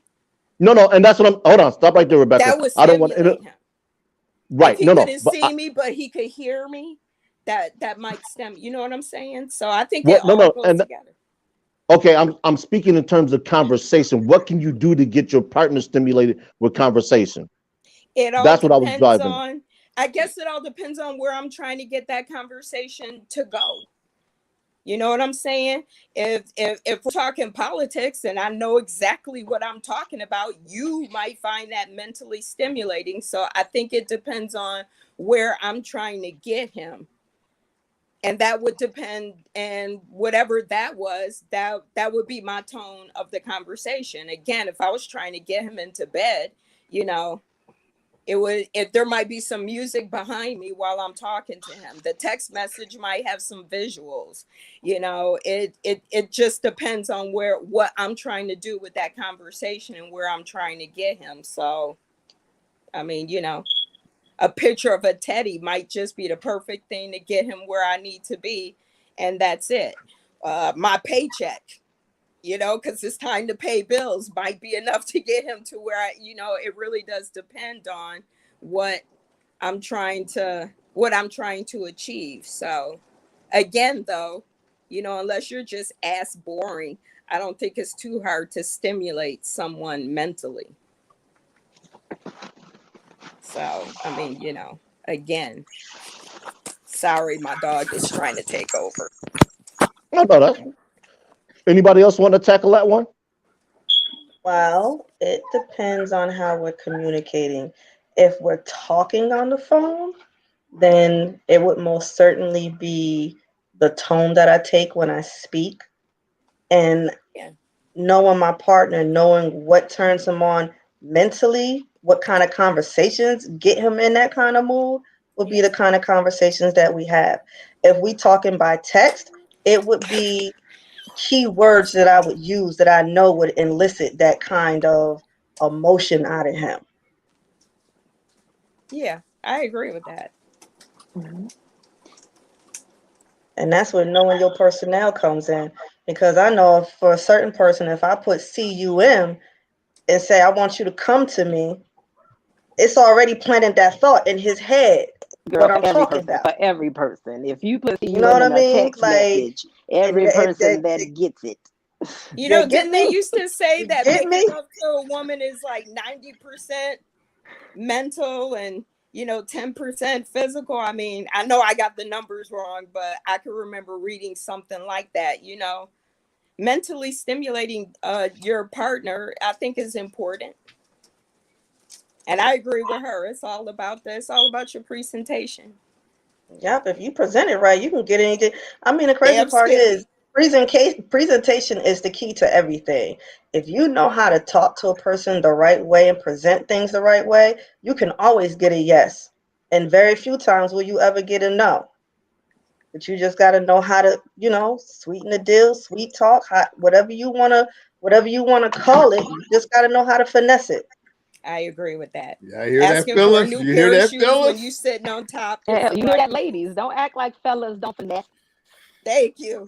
No, I'm That's Let's just not do saying. I'm that. Let's speaking not for the act like fellas. I'm let's not speaking act for like the women is fellas. cornering them. And I'm speaking for the ladies. Ladies, do you hear us? Everybody finesses. So you need to get your finesse game up. Because everybody yes. got their finesse game up, ladies. Yes. So keep Mofo, yours how Exactly. up you doing? so that you on the game. I'm great. I'm You awesome. know when you can ask your man for something and when you can't, and you know when you can get a yes and when you can't. And when you You can't get a pretty yes, you know yeah. what you got to do to get that yes. Yeah, So, absolutely. you know. And we fight dirty. Yes, It's absolutely. what? I don't Yes. fight dirty. I just fight by the rule book. Well, I you read know the what I rule mean. book. That's not fighting dirt. I Exactly. read the rule book and I I just follow follow his the lead. rules like they follow the rules. Hey, one of us is gonna win. Hey, the way I play the game, I want us both to win. But everybody always wants to make it into a competition where there has to be a winner and a loser. I really don't like that because number Right. one, who wants to be with a loser? And so True if you're that. always in a position where you're winning and you're putting yourself up here where you're actually looking down and somebody else is a loser, that becomes unattractive. A person that's in the state of loser doesn't feel great about being like, so for me, I don't want there to be a competition between the two of us if we're in a relationship. That seems counterproductive to me. But hey, everybody else do what they do. You know, I'm a lover. I'm not a fighter until I got to be. You know, you know, I'm a lover most of the time. Deep. So did that answer your question? It's hailing, y'all. I'll be right back. Hailing? They God said, well, what damn. you gonna do about it? Go They stop look it? like It's Texas. dolphins. What the hell? Yeah, you What got you an gonna do? Most people Eskimo coming to us jacket from hell. on. What you about to go Thor some shit? Gotta What get you gonna do? outside and get them cars covered up. Oh, You got Monier over there. You about to like hammer some shit up. What you about to do about the Girl, hail? you know, I still live like I'm in New York. I think I'm the only person down here with a parka. I don't play. I mean, if I'm going out in the hell, I guess a parka is a good, So It's a good we thing to gonna I'd have be in move your on. ill closet. prepared. We're gonna move on to the next question. Soraya, pick a number. between 1 and Between what? 32. 33. 1 and 33. 1. One We've has already already picked another done number. 1, 7, Oh, well, you said, 16, and what was the last one? okay. 31. 31. 31 was done. 9. Number 9. Advice you would give your younger self about dating and relationships. Now, let me preface this. I got this from an addendum anyway from a podcast and I was listening to, and I can't remember the name. Often people take their pain from a previous relationship into a new one. So that was the context of the question. So when I asked this, I'm asking it from that perspective. What advice would you give your younger self on not making someone else pay for somebody else's mistakes? The advice that I gave myself when I was 9 is to process my shit because I don't have a right to hurt people because I'm hurt and that people are not perfect. This is actually a conversation I had to have myself when I was 9 because I was processing things differently. And I understand bullies. 9 times out of 10, when see a bully out in public, they're being bullied at home. I didn't want to be that. I would tell myself, make sure that you remember who the real enemy is, honestly. Remember who the real enemy is. The enemy is the people that are hurting you, not the new people that you encounter. Learn the lessons, go through the pain. That's always, it's always easier said than done. And it is not pretty to go through your shadow work and to go through your pain in the process without hurting other people, but that's what I would say. If it were a conversation and me going back is to, pain is going to come.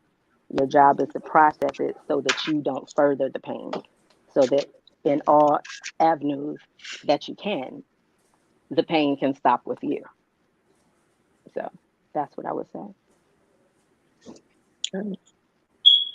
I would say, I've said to myself, what I would say to my younger self is not to judge everything someone says right off the jump. Allow yourself to hear what people are saying. Allow yourself to hear and digest and learn from the person that's sitting across from you, having a conversation with you, so that you may learn something, you may grow from something, and don't be judgmental. Just be open to seeing what this person is about, who they are, and not judge and not jump into a conclusion. Okay. Frolic T.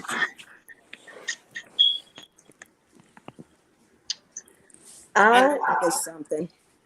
I would tell my younger self,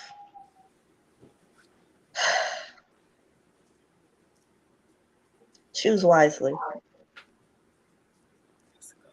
And that speaks to everything. Choose wisely when it comes to your friends. Choose wisely when it comes to dating. Choose wisely. Just, think it through and choose wisely and leave your emotions out of things, because I was emotional way back when.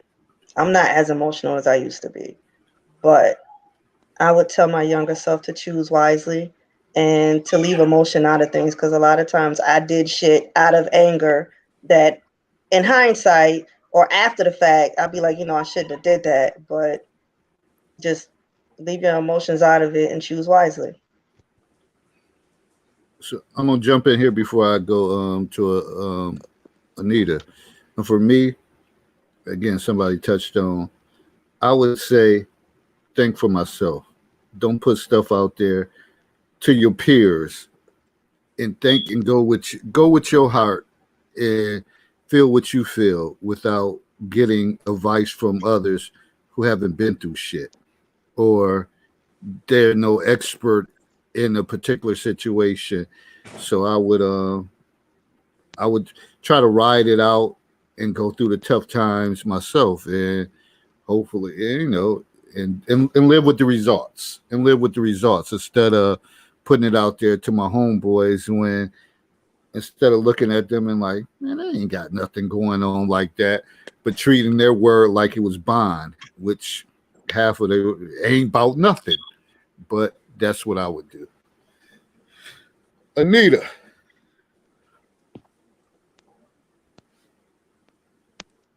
Oh, sweetie, we can't. Are you talking? Or she got herself muted. So you might be mute. Yes, I think she's, yeah.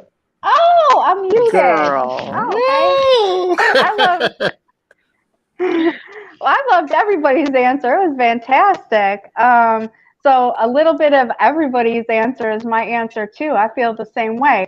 But my personal answer is a little different. I would tell myself to develop better self-esteem and don't settle for things that I know I shouldn't be settling for out of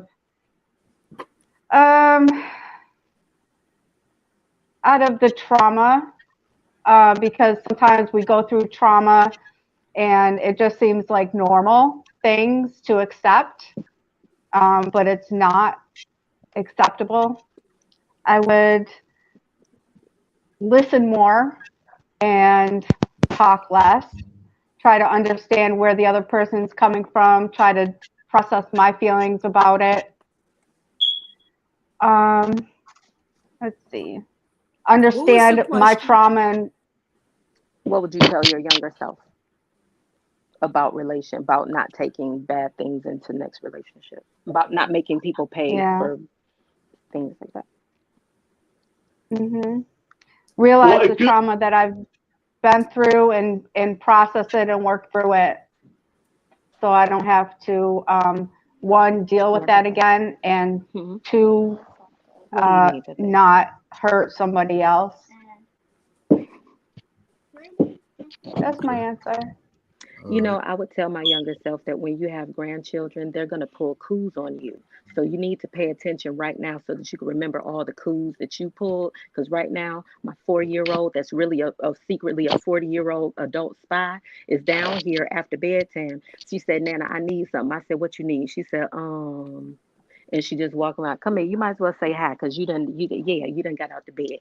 This is my love. Say hello, just wave. Hello. You need to go back to bed. Come on, let's go. Well, I think I would tell my younger self to get therapy. Mm-hmm. Oh, you believe me, you don't got to tell your younger self. Yeah. Your older self is gonna make sure. Well, yeah, but back then it wasn't an option. But I think that's what I would tell myself, is to get therapy and to stay in therapy. I think that would probably resolve most of the issues that I have had coming up through good and bad relationships, is that I just didn't know what I was doing back then. Up here and get you, okay? So, I'm on the phone. I'm on this little call right here. And I think trauma-informed care is important too. A lot of well, now it's something. Back then it wasn't. I never heard of it, but now people, well, I should say professionals, are learning more about trauma-informed care. Oh shoot! All right. Let me jump in here, Dave. When I found myself when I was in my 20s, and I had an epiphany at 30 years of age, was I would tell my younger self to learn it's not even flaws. It's learn why I was dating a particular type of female, and to stay away from her, because all it did was to add to the issues that I was having in making the bad choices in relationships. And it's not that I wasn't, it was almost as if I was punishing myself because I didn't learn the lessons that were constantly being put before me. And much of the same time, it was the same lesson. And it took literally a pregnancy scare before I realized, I said, okay, you know what? I have to change the type of female that I'm looking to date. And David, you'll probably recall me saying that was the time that I had to go on a sabbatical for 6 years and just refrain from being engaged with a female in any type of intimacy. And for me, it was a watershed moment, because when I came out on the other side of that, I was just like, if I'd have did this earlier, who knows where my life would be in terms of potentially being married or whatever the case is. You watching that? I'm gonna let you watch a couple of episodes of this because I'm actually Peppa Pig out. That's okay? interesting. But I'm gonna let you watch a couple episodes. Okay. Well, things that come out of it, and I mean, each of y'all touched on some great points that sometimes I don't think, unless you're presented with this, I don't think people probably think about this stuff on a day-to-day basis. When you think about self-improvement, sometimes it has to be put out there and put on your plate for you to realize, like, yeah. And you often hear people say, I guess I never really thought about that. I guess I never really thought about that until that situation is put out there. So that's the importance of having these conversations, to put stuff out there that sometimes we get caught up in our day-to-day lives with work, children, and everything else, that you don't often take the time to actually reflect on some of the things that happened in your past experiences. And we know that that's important. You just can't sweep that under the rug and think it's going to disappear, because somehow it's going to resurface or manifest in some shape or form. That's interesting. I mean, it absolutely, I agree wholeheartedly. You know, the things Yeah. that we go through, for me, you know, and the reason that I had, you know, the conversation that I did with my younger self is because, you know, the painful moments are going to come. A lot of times we think that we can run from them if we do this or if we do that. You know, a lot of people are really spending a lot of time hiding from their hurt. That's why they can't heal. Hiding from feeling the emotions that you're going to feel. Bad shit's going to come. Whether you're the one that's starting it or not, you get to control that part. You don't necessarily get to control whether other people are going to put you through things.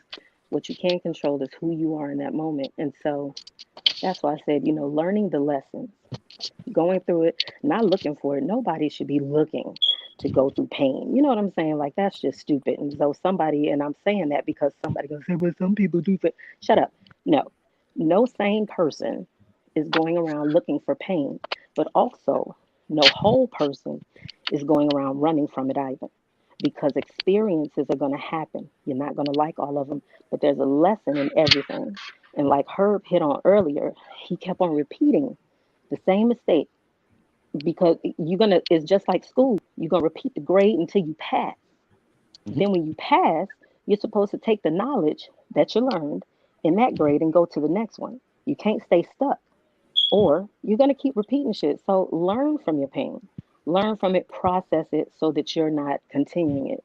And so, you know, I don't live in a fantasy world where I think that there's something I'm going to be able to do where somebody's never going to hurt me again. The only thing I can do for somebody to never hurt me again, besides being a hermit and sitting in my house, is to die. And I don't want to do either of those things. So I'm here for whatever life has, because I'm strong, and because the things we've been through should have been forging you and making you stronger when you get in your older years, so that you can deal with some shit. If you're still running from pain in our years, I'm 49. I feel like if I'm still trying to run from pain and trying to not experience something, I've missed the boat somewhere, and I need to do a self check. You know, so Yeah, well, for me, everybody it's about can't processing. do that. You know, They can, but you got to some, choose to. okay. Everybody won't choose to do that. Right. Everybody can 'Cause absolutely do you it. can see Everybody people won't that are choose just to do it. stuck on some shit and they're willing to bend. They're not willing to bend or see another point of view or And I explore got it. anything, and how fucking stiff, you know, they become. And you see yeah, what their life becomes. And so if you take their yeah, advice, you're going to live their life. yeah, So you have to absolutely, process your pain in the way that it makes sense to absolutely. you healthily, because it makes sense to some people to run from it. So I'm not talking about that. I'm talking about becoming a healthy whole person so that you don't go into the next relationship and carry some pain over that has nothing to do with that new person. Yeah, That's the way that you stop doing that, is you process the pain that you went through with whomever before. You forgive, you process, you move on. That's how you keep from carrying baggage from one relationship to the next. People it's a don't want to shame that process. people don't consider their mental health the way they consider their physical health or their financial health. You know, that they always put that on the back burner until it turns into some long standing, deep rooted hate, you know, or dysfunction in their life. But I agree with everything that you just said. It's a whole bunch of people out there that just refuse to Mhm. see the pain or hurt in their life, and put that shit onto the rest of us. It's always easier to be a victim. I ain't here for Always. Being a it. Yeah. victim is always easier than being a victor. Because, see, You being would a think victor, that you got shit to would be fight. tiring though. Well, You it know, is, you would but just it's think easy. that you would just be It is. tired of being that way. Yeah. They say that I what's think easy, everybody does. Yeah, it's easy. Yeah. I think the great Jay-Z said, "Don't run from pain, run towards it." And one of his I don't know if lyrics, I'm trying to whatever. run towards it, but I'm just trying to learn how to Well, deal But with I it. mean, I metaphorically, guess you it You know know what what I'm means he mean. saying? We feel I you. know, it I We could be feel feel you. you. confront it, Yeah. and Confront deal that with it, shit. whatever. You can't hide behind covers, whatever, because it's not gonna go nowhere. It's gonna be there. It's It's gonna going to be be right there. there. Soon as you come from up under them covers, it's gonna still It's be right there, there no staring at matter you what. looking. Whether you say, "Oh, I'm going through a lot of pain living here. Let me relocate." It's still gonna surface some way, some form, whatever. So you just have to deal with it. We have to. And all of y'all saying You some don't. valuable You points don't have toward to, us. baby. You really don't. There are some people that just absolutely refuse to deal with that type of pain and struggle in their life, and you know, they end up moving through life standing still. So I call those people the people that like to hang drapes in hell. You know that this is not a place to be in, but you done got so comfortable being there because, like I you done said, made being a a victor home. takes fighting. You Being a done made a victor takes home. fighting. And so you just trying to hang drapes in hell. When the one pair burn up, oh well, let me just go get another pair and put them up. You trying to make hell as homey as you can because you too lazy to fight for heaven. And you know, if that's what it is for you, stay right there. I need you to stay right there because I guess they need people in hell too. I'm going to the other place, and I'm gonna go ahead and make heaven on earth while I'm here. I ain't gonna wait till I die to get to heaven. I'm gonna make a little piece of it here on earth, or biggest piece as I can. And so for me, I got to move through the pain as quickly as I can. At this point, you know, I just know people are people. All I got to do is look at myself. You know, if there's anybody out there that believes that I'm hard to take, well, I live with me 24/7, so it gets on my nerves too. So yeah, this is who it is. This is who I am. What I can do is I can try to, you know, present it to you in a way that's palatable up until a certain extent because you know the truth is the truth with me and I just gotta say it how I gotta say it. I'm gonna try to look as cute as I can when I do, because sometimes the truth is ugly. So that's all I could do for you is look cute when I tell it to you. But you know, I'm gonna make concessions where I can. But other than that, I just have to be who I am. And who I am is a person that chooses to process that pain because it is not healthy to hold on to it. So if you're looking to be happy, you have to process your pain. If you're just content to be where you are, well, keep on holding on to it. But you know, don't complain when people don't want to fuck with you, because really nobody would. You know, misery loves company, not other people. So if ain't nobody coming to your party, you know, you might want to consider that wham wham music you playing. You know, it's So like pizzeria. castor oil sometimes is like the truth is like castor oil. Sometimes it's necessary evil. It's always a necessary evil. But, some people can't, again, what we've talked about, presentation. Because, see, I can tell you the truth in a way that doesn't make you feel degraded, doesn't make you feel bad about yourself. And that's what I choose to do. When people insult you and they're telling you the truth, and then they fall back on that, well, are you mad because I said it, or are you mad because it's true? No, I'm mad because you're an asshole, because you don't have to be an asshole to be truthful and honest with people. But You some don't people have to can't do take that. the truth. Some people, you try to tell them Well, the a truth lot of and they people can't can't. A take lot of it. people can't take the truth. But Period. you want to know why a And lot of people that can't take the actually truth? was Because a what lot of happened people are hitting earlier them in the in face with the this truth. broadcast. When you speak A lot somebody, of you speak people the are, truth, and people don't want to accept it. They want to come yeah. back at you with nonsense. But you got to be able to accept your truth. And people, I Absolutely. believe that It Absolutely. happens. be like I said, and I said I even said where I would say to my younger self, be open, be willing to listen, be willing to just not to prejudge what people are thinking, because or try to uh make out what they're trying to say to you or explain. If you don't understand something right away, don't judge it immediately. Just allow it to allow yourself to So let me learn, ask allow this. yourself to think So about did it you? and see where it's coming from. It So let me come ask that this. So Herb asked us the question of what would we tell to our younger selves? Do you remember what you were thinking back then? Were you thinking any of the things that you're saying? Because like I said, I actually had that conversation with myself when I was younger, but my circumstance was different. You know what I'm saying? So if you can remember to back what you were thinking when you were younger, were you thinking any of those things? What were you thinking about during those I think times? Like with Dave, were you allowed, like Dave said that, he would go to his friends. He wished that he didn't, because he would go to his friends and they wasn't about nothing. So I'm interested to hear from the ladies. What exactly were you thinking? And is it any different than what you would have told yourself, at this point? I think back then a lot of the stuff that I was thinking about was geared around my relationship with my mother and the person that I wanted to be growing up, despite the relationship I was having with her. So to me, it's always present. You know what I'm saying? Because I have Yes, I do. kids and I wonder how they think of me. And moving into parenthood, I was looking for something very specific. You know what I'm saying? When I had kids, I wanted to make sure that they were loved, that they spoke well of me, when they were older, those sorts of things. So for me, it's still there with me. I wish I had went about it a different way, who I chose to be their father. I think somebody else said that. Those sorts of things. But everything about me is geared on how I was brought up. The type of relationship I had with my family pretty much moves me in life even to today. And if I go back to Anita, it, what was going on with you when you was younger? What was your thought process, if you can remember when you were younger? When I was younger and dating, or when I was like Just, I 9? mean, in general, because you had some really good things that you would say to your younger self, and I'm just wondering if you remember what you actually were thinking, at that time. Was it anything close to what you would say to yourself now, or? No, because I wasn't aware. I wasn't aware of what was going on, why it was going on. I didn't have that knowledge. All I knew was what was going on while I was growing up, and what I saw and what I was going through. So, no,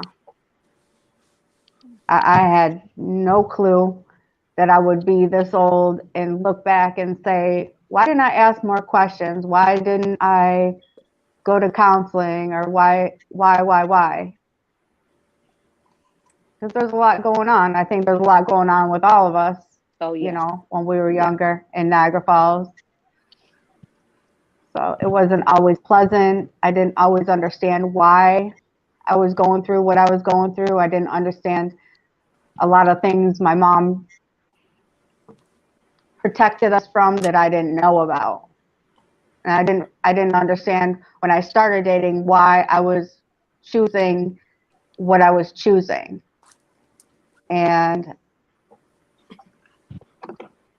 the other part is personal that I don't want to say publicly, but I understand now what was going on. Yeah.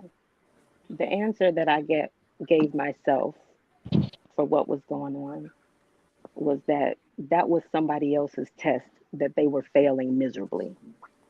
And I just happened to be the guinea pig for that shit. That had nothing to do with me. The things that happened to us as children, nothing to do with us. That was someone else's test that they were failing miserably. Once I got control, once it was up to me, I prided myself on not being that girl that kept on going back, well, my mom did this, well, my dad. Well, you know what I'm saying? Because I know those people, and those people are stuck. And, some of them are stuck willfully.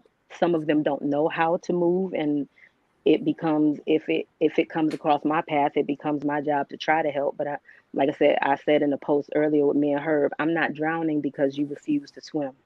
Thank you. I'm not going to do that. I'll Thank cry you. about it later. I'd have did exactly what Rose did in the Titanic. I'd have let Jack's ass go. Jack is frozen and his hand is here. I'll never let you go, Jack, in spirit. But I got to go ahead and let you go out this water so that I can go ahead.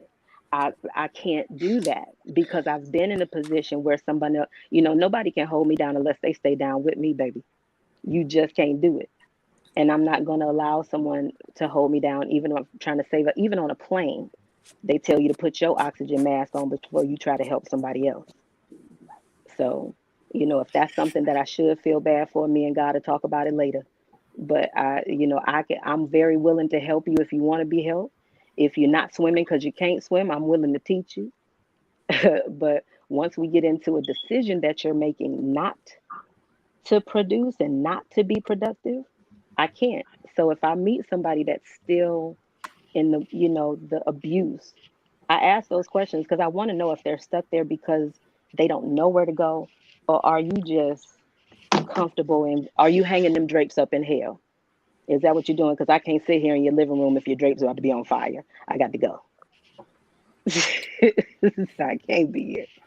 So, but once I got older and it was up to me, so now you may be able to understand me in that prison thing. I'm not moving in with you. You're not moving in with me. I've conducted those experiments already, and the results are in. And SJ cannot live with anybody. And I'm doing you a favor. I ain't saying that to be hard. No, SJ wants her space. SJ wants to be able to be who she is. Like I said, when they invent the marriage, where we can both have our own house and we can do sleepovers, I'm all in. But I got to be able to go because I've been someone's prisoner before. No bullshit. I've been So someone's with you prisoner on before that one. of love because they love you. People love you. So you got to just talk to, oh my God, it's horrible. It's horrifying. That movie that came out where Michael Ealy with his cute ass was sleeping up under somebody's bed. All the girls was all crazy. Oh my God, you want to see that? No, sweetie, I lived that and it ain't that cute. Believe It's me, not. they don't look that sexy when they sleep up under your bed. I've had that happen to me.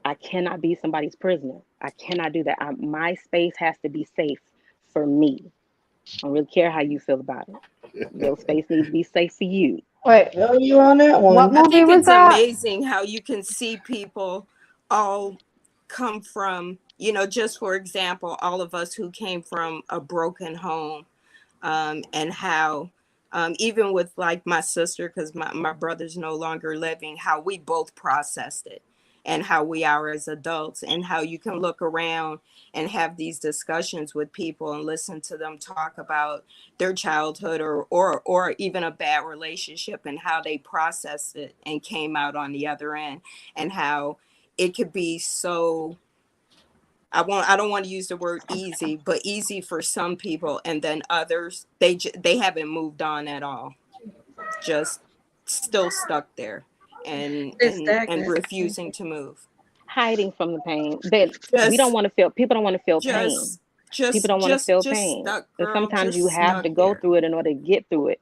And when people don't want to go through, when people aren't willing to process their pain, that's when you see somebody that's stuck. And they're bitter. A lot of times they're blaming everybody else in life about what's going on. Because they can't take any culpability. They can't deal with any part of it. You know. Seem Seems like we've been stuck on this one question, and I Oh, got well, we can move to the people. next question. I saw somebody in the Oh comment. yeah, But wasn't maybe there they don't want to 31 learn or nothing. They 33 ready. questions? Well, we're Well, not not all of them. They obviously don't we're want to not learn gonna nothing. go They all through learning. all They're those. ready for us to move on. Yeah, we're So not we gonna can go move through all that on. because I got 60 kids in the building tomorrow. We go in this. We go in this real. We got time for one more question. So whoever want to pick that, and we go through that quickly, and then we go say our closing words. Well, you pick it, Dave. What's the question? You pick one. Let's Did you start pick? it I off didn't with hear number you pick. one. You pick I one. picked number one. Well, damn, you can't pick another one. I wanted to talk about the social contract. Wait a minute. Let's make this real quick. Number 24. What do you dislike about dating, and how would you fix it? Quickly. Oh, I don't dislike anything about dating. I'm That's good. not quickly. There's nothing that I dislike about it either. Hell, I'm good. yeah, I'm gonna be honest with, for me, dating with is the awesome. dating part, I don't, if the dating is fine, but after the dating, then there's a honeymoon stage, they say, right? And then after that, you go into, okay, now this is getting serious. Are we really going into this direction? Just the different things that start coming up, that part of the dating, I don't like, because you would hope that it always stay in that honeymoon stage, but it doesn't. It changes. You don't like the reality of it. I guess the word It You like the doesn't feel good. vacation. No, it doesn't feel good, but you still go through it. The reality It don't feel good. never does. But the fact of the matter is that, so I'm being honest, no, I don't like to not feel good. No, I like to feel good. So I hope that honeymoon stage will continue, but it doesn't always continue. So, and because it doesn't always continue, now we have to deal with it. And that, no, it doesn't always feel good, because sometimes you find yourself, I find myself, I speak for myself, like second guessing, did I make the right decision? Are we starting to grow apart? Did this just turn him off? Did something he do turn me off? And now I have to make that decision that now what I thought was about to be forever may not be forever. No, it doesn't feel good to me. So that part of the dating is, for me, I do not enjoy. Because the real truth, everybody's truth starts coming out. Because the only people that really can hurt you is the people that's in your life that really matters to you. People that you don't care about, I don't care what they got to say about me. Because you don't put no clothes on my back or no food on my table. But somebody that I love and I'm caring about and I'm giving myself to, or interacting with, it does start feeling a little uncomfortable when we have to realize if these two rivers really about to come together, gonna be able to be a smooth transition, or is it gonna get too rocky to where we're gonna have to say we have to call it quits? That never feels good. Well, for me, when you look at that dating thing, yeah, it could be annoying when you have to go through that process of trying to get to know people and trying to get to know their ways and all that stuff. Oh. But at the end of the day, I always ask myself the essential question that my grandmother said: if that person ain't helping you, trying to, if y'all can't help each other get across the bridge together, you need to go one way and they go the other way, and you find that out after time, that this person is not in my corner. So you realize that, as my grandmother would say, you go one way and they go the other way. And when you start realizing that, that's when you make that move and say, this ain't gonna go on for too long, because I know they're not trying to help me get across that bridge. So, and when she told me that a long time ago, that's been one of my favorite quotes. All right, I need to get a T-shirt made with that. You go your way, I go my way, and have a bridge in between. But that's something she always said. Quickly, who's next?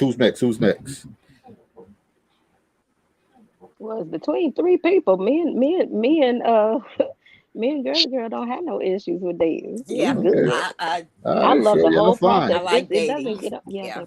Whenever I So have that- time for it, I'm trying to do it. Yes. So we might as well go into closing points. All right, let me get up out of here. I got to run, punch in. You don't mind. Growth and understanding occurs in the gray area. Godspeed. See you next time. Peace. And you out of here.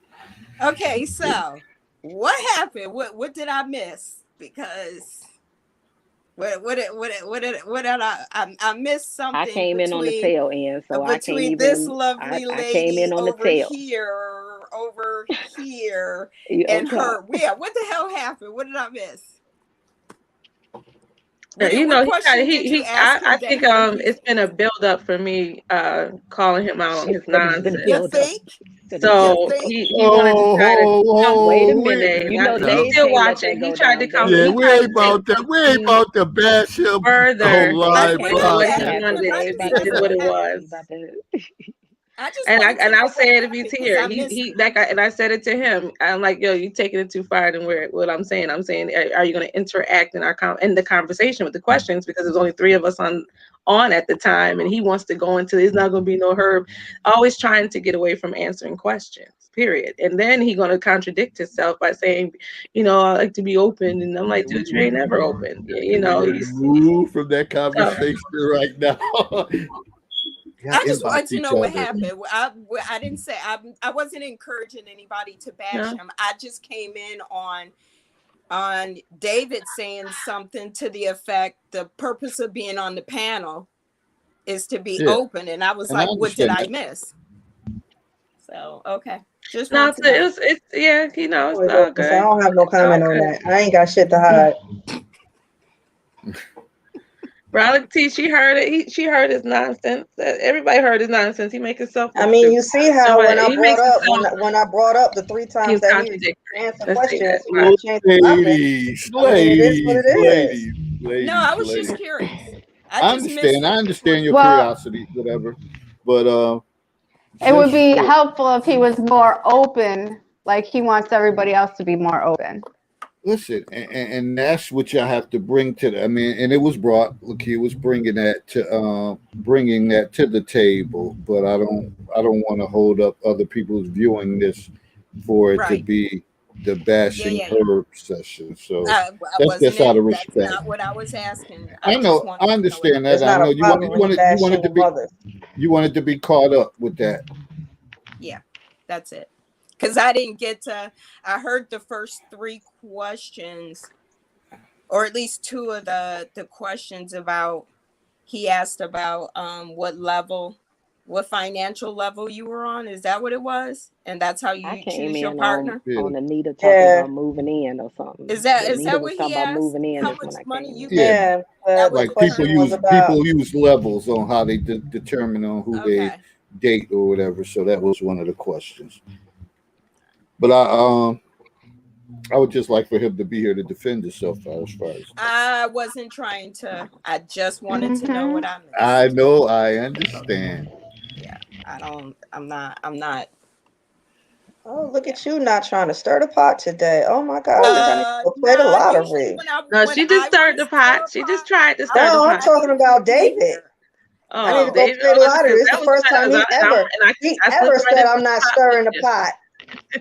I need to go play the Yeah, I lottery be on wanting this him to one. be here when I want to stir a pot. So Yeah, I'm gonna stir it. You know, I say it to his face. I don't care.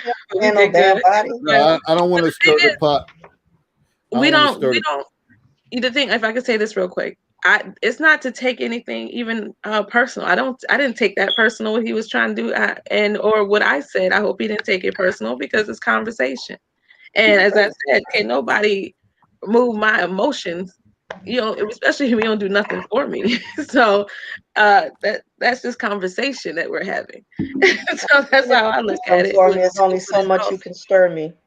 Yeah. Oh, I can be shaken right on up. So I'm not gonna lie. I've had a talking to from several of the ladies, because I had opted not to come back to the panel for quite some time. Every now and again, I was sneaking and listen. But Just sneaking.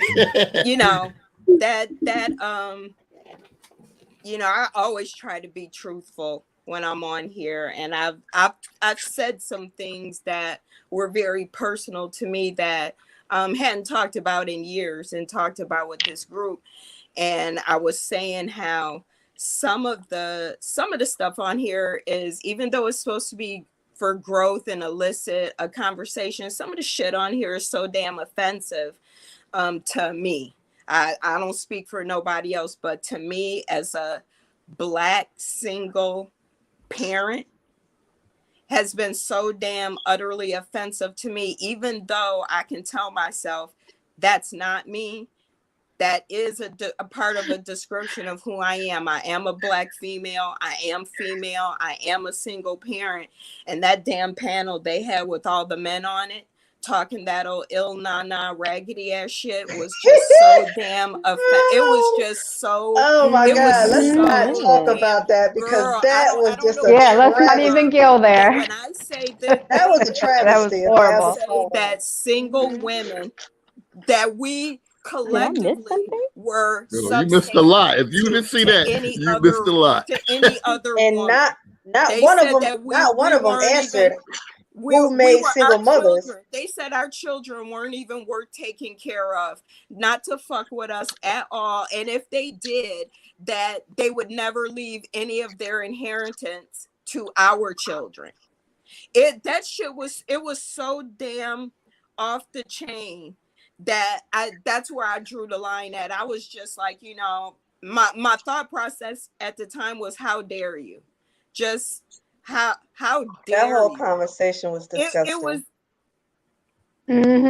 I agree.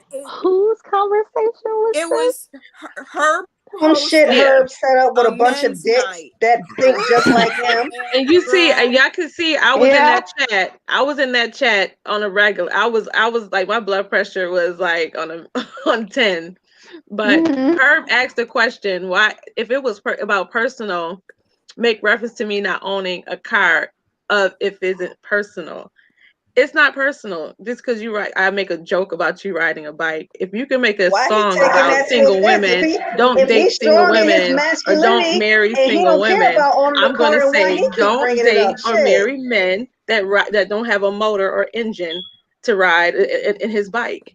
So that's being funny. It just I'm saying I a don't joke, know. Herbert. Shreya, I don't know where the hell you were, but girl, when I say dealing with this whatever show, hell I was in, but Jesus, and it I do might be a believe good that thing I people are wasn't there. entitled to their own opinions, but this shit Mhm. was just so highly offensive and off the chain. And Dave tried to invite us into the room, and some of the men said We they ain't would asked leave. for a They were room full of scared. dicks. If We They were asked for a scared. mutual conversation, and that was not it, And Herbert. You go sit down with so Y'all asked yourself. for what? Like, see, it and do you know that No, this is we what I didn't ask. mean when we We talk, didn't when I ask said to the sit and statement, listen when to I y'all said the bitch statement and talk about earlier, single mothers like they ain't shit.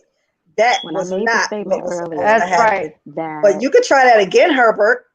we You are, could definitely try that we're again. always set up in and just, competition, Listen. and that's what I'm talking about. I want an opportunity that it be all women. Well, usually it's just me and Herbert on there. So y'all That's don't because want to men are come too back. scared to actually sit down and Yeah, have a dignified conversation yeah. with us. So y'all don't want to come back with a rebuttal with a panel of women and y'all give y'all discrepancies toward the things that were said for the men. But the Well, men had stated. can we just talk to the men? Well, I mean, yeah, I'll be up The for men that, but don't we want to can't just talk talk to about the it. men. The men don't want to That's the talk to us. reason They made that very clear. If they saw Herb one has to boob, they coordinate was with them. leaving. Herb has to coordinate with them to come back on and that they be willing to have this conversation. Because I would love for y'all They to be already able to. said they We might as wouldn't. well sit and have Truth, we might as well sit and have a male bashing session, because they and made let it me very clear that they Mhm. did not want to Oh, talk let me yes, tell no they her did. the truth of my joke, Herb, is that who would want a man that's riding a bike Oh, and that doesn't Jesus. have an engine or a motor in it? That's all. That's the truth. That's the truth part of it, Herb. Secondly, Oh, Jesus. what's the point of having a panel of us women discussing men that's not here that's of men that had addressed women that they're not going to hear what we have to say? To me, I'm not going to have. And we I would didn't like to ask have for. some of those men that were on that panel to be part of that discussion. Well, we know it's not going to happen, I guess, you know. have any of you So ever it come doesn't need across to a real happen at this racist? point. And I mean a real one, like No, card carrying many of the KKK. men refuse to Oh yeah, listen. I have definitely. You know how That's how steadfast I they felt. I are felt like in I their was sitting there in one of those rallies. That's what It this was panel that. It is was that bad.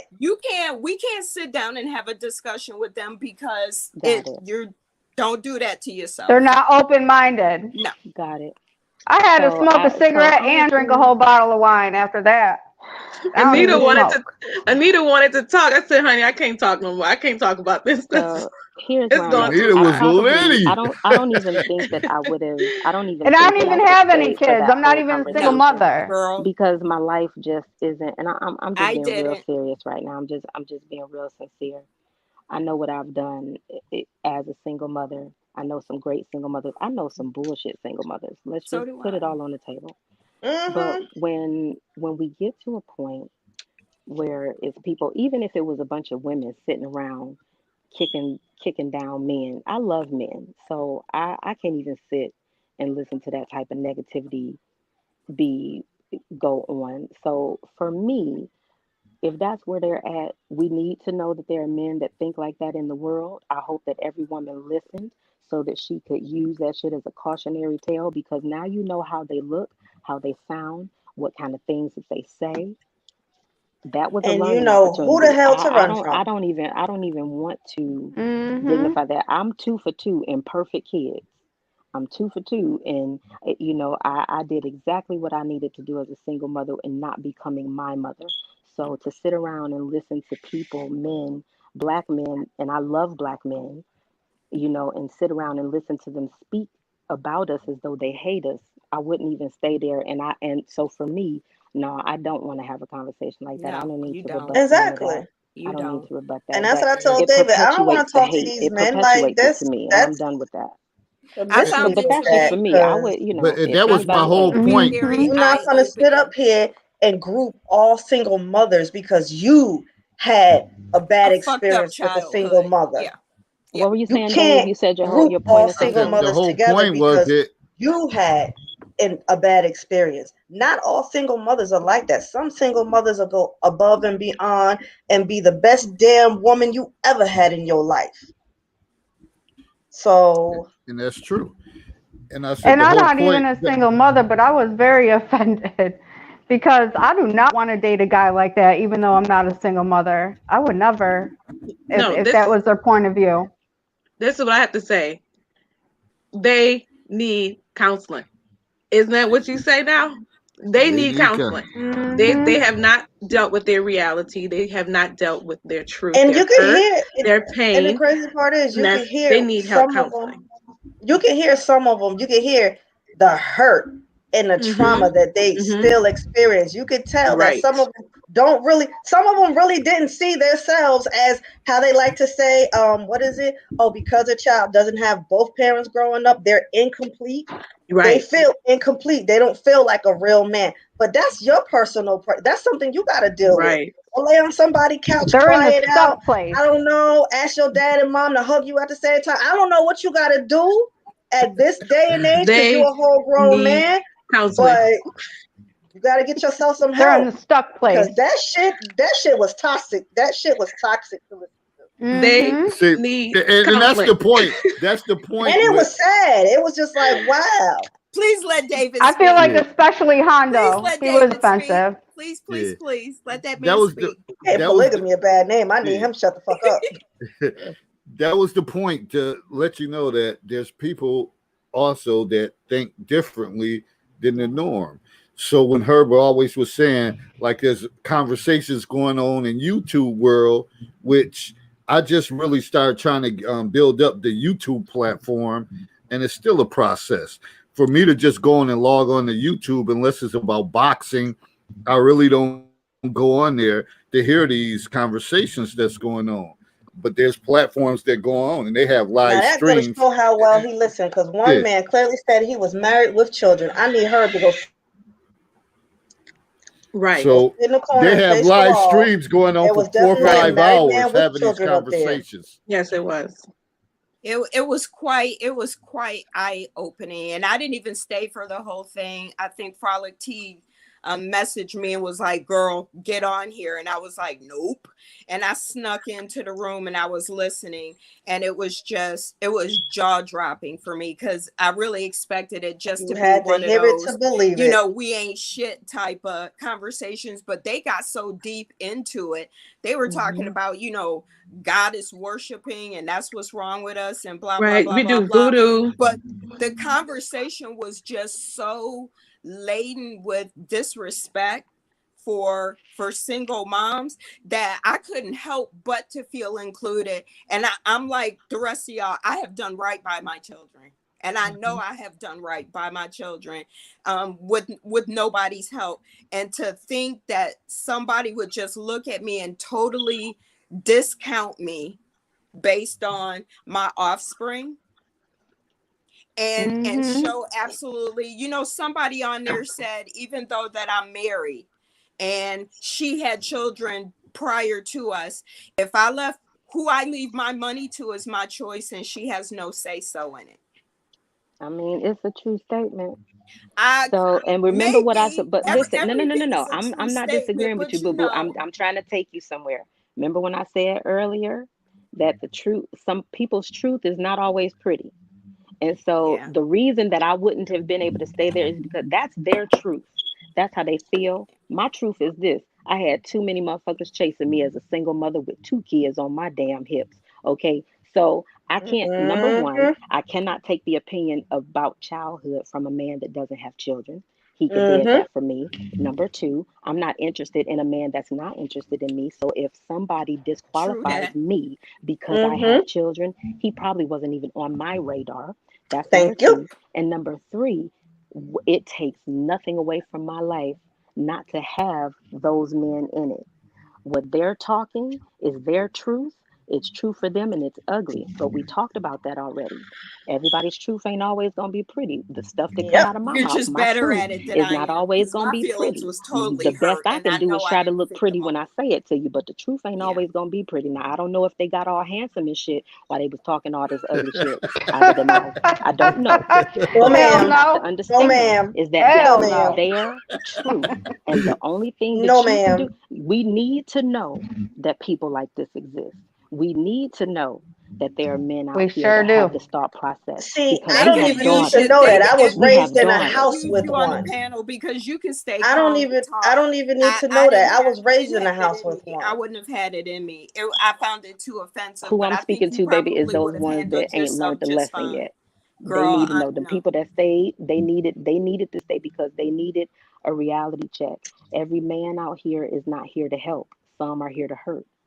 Every Yep. woman out here is We know not here to that. help. Some are here to hurt. See, but I wish the And they got conversations to were see a room geared full of men towards that are here to hurt. more stuff like that and stop Mm-hmm. lumping groups of people together and swooping them all under the same umbrella. And actually, if we're going to talk about raggedy women, let's talk about the real raggedy women because some of them are single, some of them are married, some of them are, you know, whatever. And I don't have a problem, you know, when they talk about it like that, but when they lump us all together, and I know I should be smarter and stronger to not include myself in it, Well, but no, I no, no, no, no. feel It is included offensive. in it. It's offensive because they like sometimes the terms when you don't preface it by most or some or when you just say men are dogs, women are sluts, that is encompassing all. So there does need to be we Talk need to be about these careful about what we're absolutes. saying because words have power and you can dismiss it if you want. But the reason that we can't move on from a conversation is because we have to be stuck in figuring out who it is we're talking about. If it's just clear in the beginning, anytime I talk about men, I don't believe that I've ever made a statement that encompassed all men. Me I talk either. about what I've seen from some men, what Right. I've seen from other men. Yep. You know what I'm saying? But Yes, that ma'am. doesn't happen when it comes back our way. And that's been our complaint. And so at this point, we've said it enough. They've heard it. If they don't do it, it's because they've making a choice not to do it. And so this is why we stay stuck in the conversations that we're in. Everybody just wants to be respected in the conversation. And so I know some trash ass women. So do I. I don't have no problem. I'm an equal Yeah. opportunity basher. If you a trash ass woman, I'ma bash you. If you a trash ass dude, I'ma bash you to your face, Preach. around the corner, or all of it.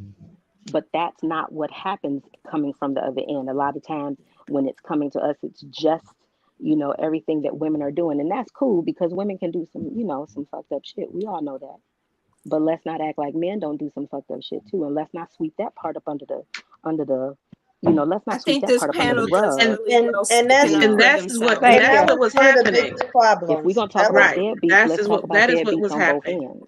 Yeah. That's Let's how and the talk that about was all one of the conversation was biggest going. problems I had with the conversation is Right. they didn't even take into account that for every single mother out there, there's a man that made her a single mother. There's Right. a dude that loves It was All right, So we always don't get one pregnant. dude. We don't get pregnant by Herb, ourselves. Herb is in the We don't house. get He's pregnant back in by the house. ourselves. Well, two hey, minutes. Herb, what's We up? don't get And wait, pregnant by not ourselves. only 2 that, You know what I minutes. mean? No, We you don't Two get pregnant by minutes. ourselves. because no. 2 minutes. Every time you make a 2 statement, minutes. And we it's crazy. question They that. start You off make with, it a "Oh, point I that love you you don't and I want to want Y'all this gonna family," let- and and y'all gonna they let everybody's wake up and be tired of like, the "This ain't what I statistics. want." No, he don't get 2 minutes. All right, fine. Then y'all don't get an answer from me. I'm out, Dave. I mean, Fine. Nobody asked you that's for an fine. answer. Oh Thank I you. God! mean, Nobody Listen, asked you listen. for an I'll answer. tell he's you, in his emotions I'll right tell I now. you don't guys- recall Okay, let anybody her deal asking with him a his question. Wait. emotions. that's You let okay. him get He's his on 2 his minutes shit I in. right don't now. recall asking him a question. What the hell he gonna answer? No, he had a whole 2 hours. He don't need 2 more minutes. He had a 2 And we didn't ask him hours. a question. And I'll We tell That's never you what I asked him guys said. a question. I why don't it recall was nobody offensive asking to him a me. question he need to answer. No, I tell you guys why it was offensive to me. Because my mom was married to my dad, then had me. They got divorced. My mom was married to my stepdad, had my sister. They got divorced. Me and my sister, so my mom was a single mom after that. Me and my sister turned out great. So for them to sit here and talk about single mothers ain't shit and blah, blah, blah, man, that's some bullshit. But I'm glad out of all that conversation that I learned the kind of guy I don't want to be with. That's the kind of, those are some clarifying questions. I need And the answers. kind I don't want mentoring my damn kids either. Exactly. Or my nephew. And to be clear, we weren't specifically talking only about him. It was the collective. Exactly. That I was speaking of altogether. It was the And that's- collective comments. It wasn't just Herbert Yeah. that I was speaking of. And because truth be told, he didn't even make the most offensive comments. No, he got actually just had out-talked that entire show because it was so off the chain. So, and but do I think he hate women? Yeah, kind of. Oh yeah, I think definitely. he hates a certain group of women. Yes, I have no problem saying that. I think I do. Herbert hates women. I think he's just not particularly interested. Like he don't really give a fuck. Okay, maybe hate is And too he's not strong of the looking word, for, but I and think he's not he looking has, for any type of a I think he relationship. has That's some- why his advice about relationships is a little iffy. I'm telling you, take people's advice. You live people's life. Herb is not necessarily looking for a, I love to be a woman. Take their advice. I didn't You're gonna I live didn't their choose. life. Listen, I didn't choose the vag life. The vag life chose me, but I love you men. ain't going nowhere. You better not touch that button. She said she's gonna come through the damn screen on you. Closing comments. I got 60 kids, 6th graders, not 4, You'll be all right. but 60, but 60. I'm getting old, girly girl. I'm getting old. You'll be all right. I am. It was so wonderful seeing those 4 faces. I missed seeing y'all. I really did. Shreya, We you miss really you need to too. think about hosting a show because you to me, you and I don't know her name up there, that lady. Lakia. Kia. Look here. Y'all seem Lady. to have the most even temperament. Nothing You know I against you, can get rowdy, Volunteer, but girl. you Come on remind now. me You of know me. I'm I I'm here to know be You already it's petty. on know that mofo You was know frustration. I can get yeah, rowdy. Don't even mofo do that. But was in I I'm chill feel like petty. mode. I feel like you would do better at controlling a room, than I would. So I'll just speak for me. But one of y'all should really think about Well, you know hosting what? I am a show. looking, and I'm going to talk to Dave about it. I am looking to revamp a show that I had. I used to do Yeah, a radio show, the Chick Shit and Real Talk radio show. yeah, And so I'm looking, and I might need Dave's help just familiarizing myself with this StreamYard because I'm kind of liking the platform.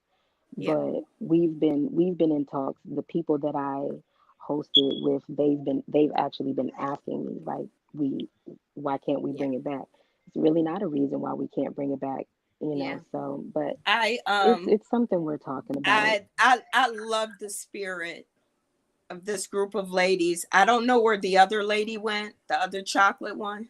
I don't Tiff, know where she I went. think Scorpio Tiffany was T, trying to get in because we Scorpio too. almost T. had She everybody is in in. the chat. She is in the chat. Yeah, Okay. she's in the comments. She's out I in the Yeah. comments. really, y'all were the real reason why I came back. Nothing against you, Dave. Because Oh wow! I just want you to Wow! know that, but I find a sense of camaraderie with the ladies, and really it's nothing against you, because I love the spirit of each and every one of you. When you talk, it always gives me pause to stop and listen, and I Listen. love that about y'all. But I Why don't also y'all just want have a them to. show and I just be Well, I think Al we Heyman should, behind the scenes? but I don't think the men. I don't want the men to think that we want to host a show to bash them, because I'm with Sharia. I love my chocolate I love men. Oh counterparts. my God, I I am love black just men. in And so when awe I hear black men of black talking shit men, about us, it and upsets me. yeah, Because I and would I really don't like want to them to suck your think dick that in we want peace. to Do you host a show understand that? just I would to like to do that. But y'all ask. make it hard for me to do that. You You Because want y'all the know, won't talk shit DGs. to us, okay? no, I just don't understand. I want to be able to I love know, right? you. But thank y'all you. talk that stuff. Really, quite honestly, I'm going to give dudes, I'm going to let you in on a secret. Ladies, I'm sorry if I'm giving away a trade secret, but I feel like they need to know, okay? Listen to me, dudes, and I'm talking specifically to you. Honestly, women just really sometimes want to be able to share some pussy with you without feeling like an idiot. It just feels like your agenda is making us feel like an idiot. We really And want because to. of that, we don't want We to give you really do pussy, and want we to. don't want to spend But that time with shit you. that come out your mouth, the way that you want to treat us, and the things that you want us to have to accept, I can't believe that you even actually are able to go ask somebody to suck your dick after some of the stuff that y'all say. I don't even know why you're comfortable doing it. I don't know why you would think a woman would want to after some of the things that you say. I love my black men. I cannot stress enough how much I love my black men. I need my black men to love me back. I'm going to go to the ones that do. The Yeah, ones that don't, I'm going to go ahead and Basically, sayonara y'all and let y'all bump them legs together and talk. Because most men that have nasty Legs. feelings towards women, they really can only talk to each other. I'm gonna let y'all do that. Maybe y'all just need to bat for the other team since y'all feel so badly about women. Hey, give another dude a try. See how that works out for you. yep. Okay. Hell no! I wasn't Hell no! well, Dave, I wasn't talking to you unless I you want know. What's to I'm the use just your alternative? asking. language. Hey, now. For y'all dudes that don't got nothing good, that you don't find no value in a woman, go on ahead and get you a dude. See if that does it better for you. Get you some cats. Get you a dog. Get you did you say some something. cats? Deal with what you got to deal with. But don't get mad at us because we don't care what you say if you've already said that you don't want to fuck with us. If you don't want to fuck with us, then I don't need to hear anything else that you have to say. Right? Pretty much, I'm and you just don't need to saying. keep repeating it. Right? Make it so I can give you some and not feel like an idiot. That's all we want. That's all we want. The thing is, like I said earlier to her when he was here, I said, because he talked about the finances you give your body. Well, that's somebody just might want a one night stand. That's their prerogative. That's their business. Pretty I don't have much. to share with you my finances because I want to just get some from you Julia real Lowry, a Pretty much. cocktail with I them might nice. not glasses. want to ever Yes, see your honey. ass again. Why you Yes, Right. asking for all So that? yeah, Jesus. that's in no judgment. Listen. That's your choice. That's your choice. But that's I the think thing. she said last week, you take care of your house and I'll take care of mine. Mhm. Something to that effect. And I think that was the best comment. of the show. At the end of the Why- day, why you can't do that be you, it? I'ma do me, and Mhm. let's all be happy, you know, with that. Stop being concerned about the fact that I got some kids over Listen. here and you don't want to be a part of their life, because where you won't, another man will. So I don't need anybody to help me Much. build what I'm already building. yeah. And I'm not going to come in and help you build what you already built. Yeah, I'm because going to I'm a build what I 10, by the build. way. You're going to build on what that you build, and scale, we're going to build something 10. new together. You cannot be in a relationship with somebody Yeah. that needs your help. Right. You cannot be in a relationship with somebody that you're saving, because you're not even in a relationship with that real person. Once they don't need you anymore, that change their whole personality changes. Yeah. Yep. If you want some food, Mhm. just think And about then the you last become a motherfucker that stepping asked you for some stone. money. Think about the last motherfucker that asked you for some money. When they needed the money, oh my God, you They couldn't be the get them off your sweetest dead phone. person in the You world want when me they to need come and some cut your money. grass? You want me to come? Yeah, making sure until Mm-hmm. they got that money in their hand. Once they didn't need it anymore, whole demeanor changed. And oh, don't ask for it. Oh, Mhm. now you're gonna bug me about this little money. Whole demeanor. You cannot be in a relationship with somebody you're saving. You're their hero, not their hubby, not their honey. Yeah. That's not the H word you are. You're their hero. It ain't no movie, where the hero saves you and then he goes on about his business. So she goes on about her business to the next mofo. They don't sit there and try to have no conversation. You cannot be in a relationship with somebody you're trying to save. Yeah. No one's in a I know. relationship with you that's saving you. If you need saving, you're not looking for a relationship. You're looking for a benefactor. And I don't care who mouth got tight It's about a you. benefactor. I don't care who mouth got tight about you. Listen, Yeah. If you still looking for somebody to save you, you're They've looking got for a 60 benefactor. You're a kids grown up. tomorrow. Save I got yourself. 60 kids. I'm gonna keep Okay. saying that. I You got don't care. 120 patients. You be all right. You gonna be all right. Listen, and I wanted y'all to have the opportunity, because really we never had a chance to reflect on that episode. And I knew when I threw a watch party, it was a lot of going back and forth, even on the watch party. But we gotta, I ain't gonna say move forward, because this is an issue. It's a serious issue that's that needs to be addressed, that needs to be talked about. We got to solve it. Yeah. And See, we could talk and address all we want. We got to solve it. yeah, we have to get to the bottom of that. Especially, this ain't no panel of 20-year-olds or something like that. Most of us maybe in the late 30s, early 40s, 50s, and these conversations need to be addressed. You can't run from them, or whatever the case is. And to me, ultimately, these men need to be on the panel with women on the panel and have these conversations. I think that's the only way it's going to be productive. You can't have some man in the man cave talking, but they're not having no comeback from a woman. How does that work? It doesn't.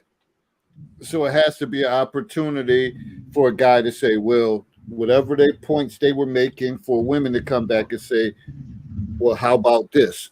And it may get a little emotional. Something you got to have these courageous conversations. You have to. They always talk about these courageous conversations in education, but they're really not courageous. Like, where is the courageous at? This stuff is so whack. It's boring. I'm falling asleep. But in real life, we need to have these courageous conversations. Yeah. And that needs to be set up. This need to That be one can stay where he was at, Gwendolyn. Huh? Dietrich said those men were weak. Ooh, man, they gonna come for you, Dietrich. They gonna come. Who moving Nah. furniture in the background? Somebody moving furniture? Sound like wind. Could be here. Who knows? But listen, closing words. Everybody just keep coming back. I mean, Thursday is usually a specific, like I said, a scenario. Mondays is more the open court platform.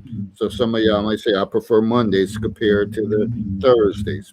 But, we're here on Thursday nights as well. But we going to get out of here. Closing comments. Well, Lakia. you guys know. Oh, go ahead, Lakia. The hardest person to be honest with is yourself. True. True statement. Brolic T. Don't none hurt but a lick.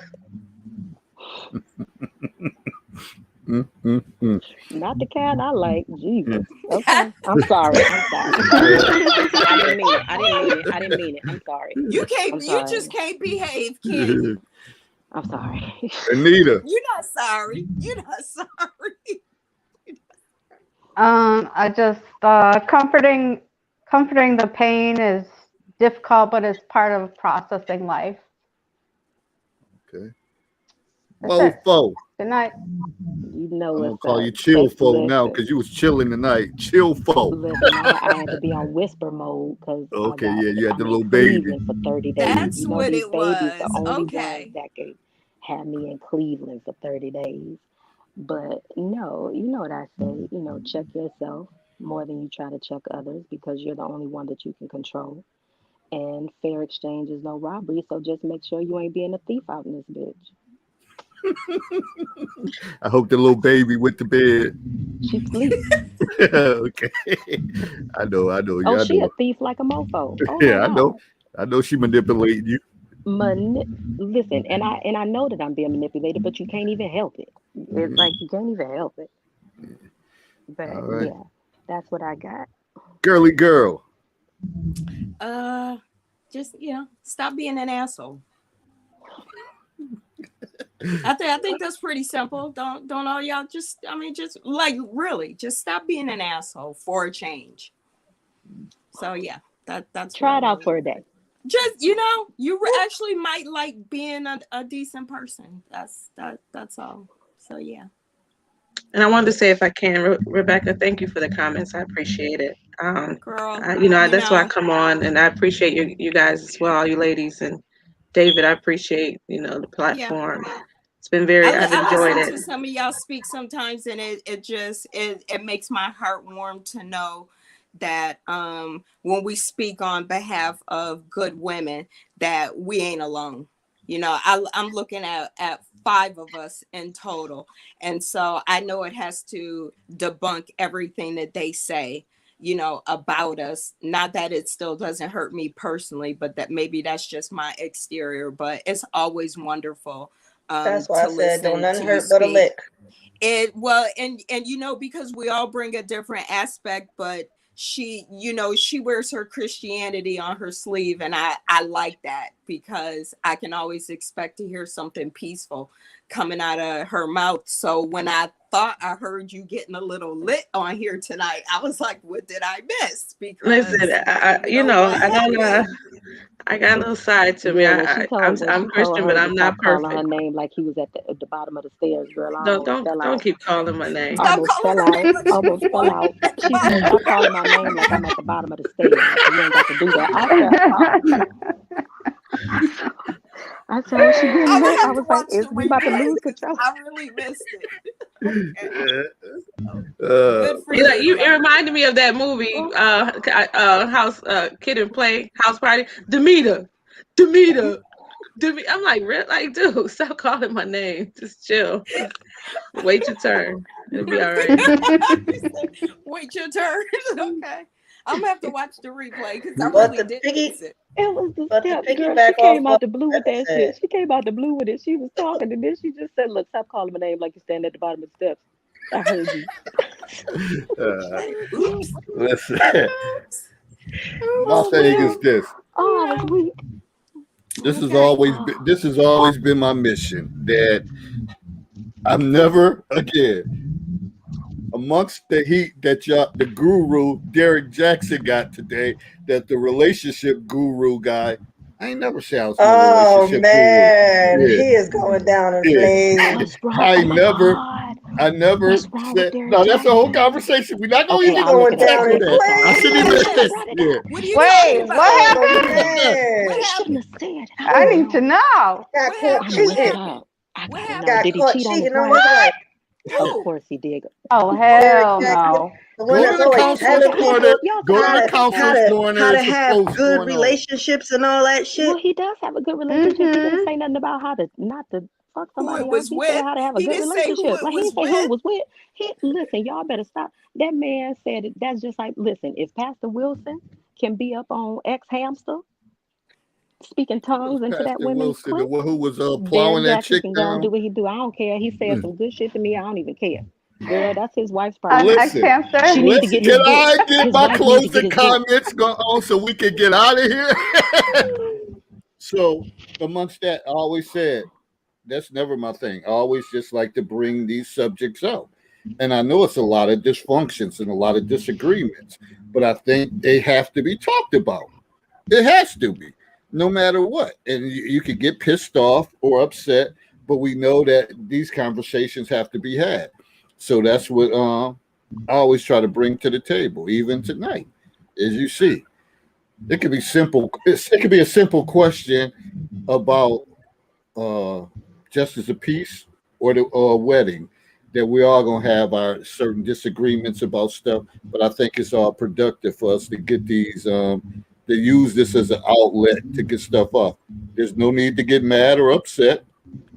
Understand who you are and understand the personnel that's responding to it. And when you understand people, you know how to handle them. Remember, we also about KYP. Know your personnel. When you know your personnel, you know, I expect this answer from this person, because we've been on here a lot. So we're starting to see how people answer stuff, and so see how people maybe not answer stuff, or how people may overly answer stuff. That was So cute. we just got to deal with it. So with that said, I'm signing out now. We just got to keep it going, keep the conversations going. Please share it and watch the watch parties. But I know Facebook about to take away the watch parties too, as effective You April on 13th. YouTube, like, comment, subscribe. Yeah, so they were eliminating that. I guess the big Was dogs that came. just like a test or something that they were doing with the watch party? I assume that people throw watch parties like for pay-per-view events, and companies probably saying, "Yo, Zuckerberg, you need to get rid of that because people we're losing They clientele. losing money Losing money. with So social you need to eliminate distancing. it." Yep. So they're pissed. That's what I don't know, but that's what I'm just thinking. So when I I'm threw sure my that's what last it watch is. party, a big message came across: effective April 13th, there will be no Facebook watch parties. I'm like, wow, okay. But I assume that's what it is. People losing money and they step down. So you can no Yep. longer have that option. So let's just keep having these conversations, courageous as crazy as they may be, and let's continue to grow. Let's not have no bitterness or whatever the case is, because deep inside we all know who we are, and that's the most important thing. And despite what somebody else think or feel, that's on them. That is on them. Simply that. That's on them. As long as you got a good spirit in your heart, that should drive you. And I'm out, and I got 60 kids tomorrow to deal Go with. ahead and take care Good of night, your everybody. Where you said 60. Dang. Last week I said 4. Now 60. Then when I come back April 6th, it's gonna be a couple hundred. You gonna be So this all is right. different. I'm gonna be, I'm gonna be all right. I just don't want to be on here all night and dragging. I don't have the energy level I used to have anymore. But now They y'all make keep a me pill for inspired. that. Don't start. I said, but they do. I see it on TV all the time. They make a pill for that. They be like it. Your girlfriend will like it too. Whatever that is. Those pills. All right, good Yeah. people. I appreciate y'all. Thanks, Araya, for Good stopping night, back in. everybody. Hopefully you'll be back on a regular basis. Thanks for Rebecca for stepping back in. I appreciate you all, and probably T, Lakia, Anita, Herb. Appreciate you all. Let's keep the momentum going, and y'all have a good night and a great weekend. I'll talk to y'all soon. Good night, All everybody. right. See y'all later. Okay. Bye-bye.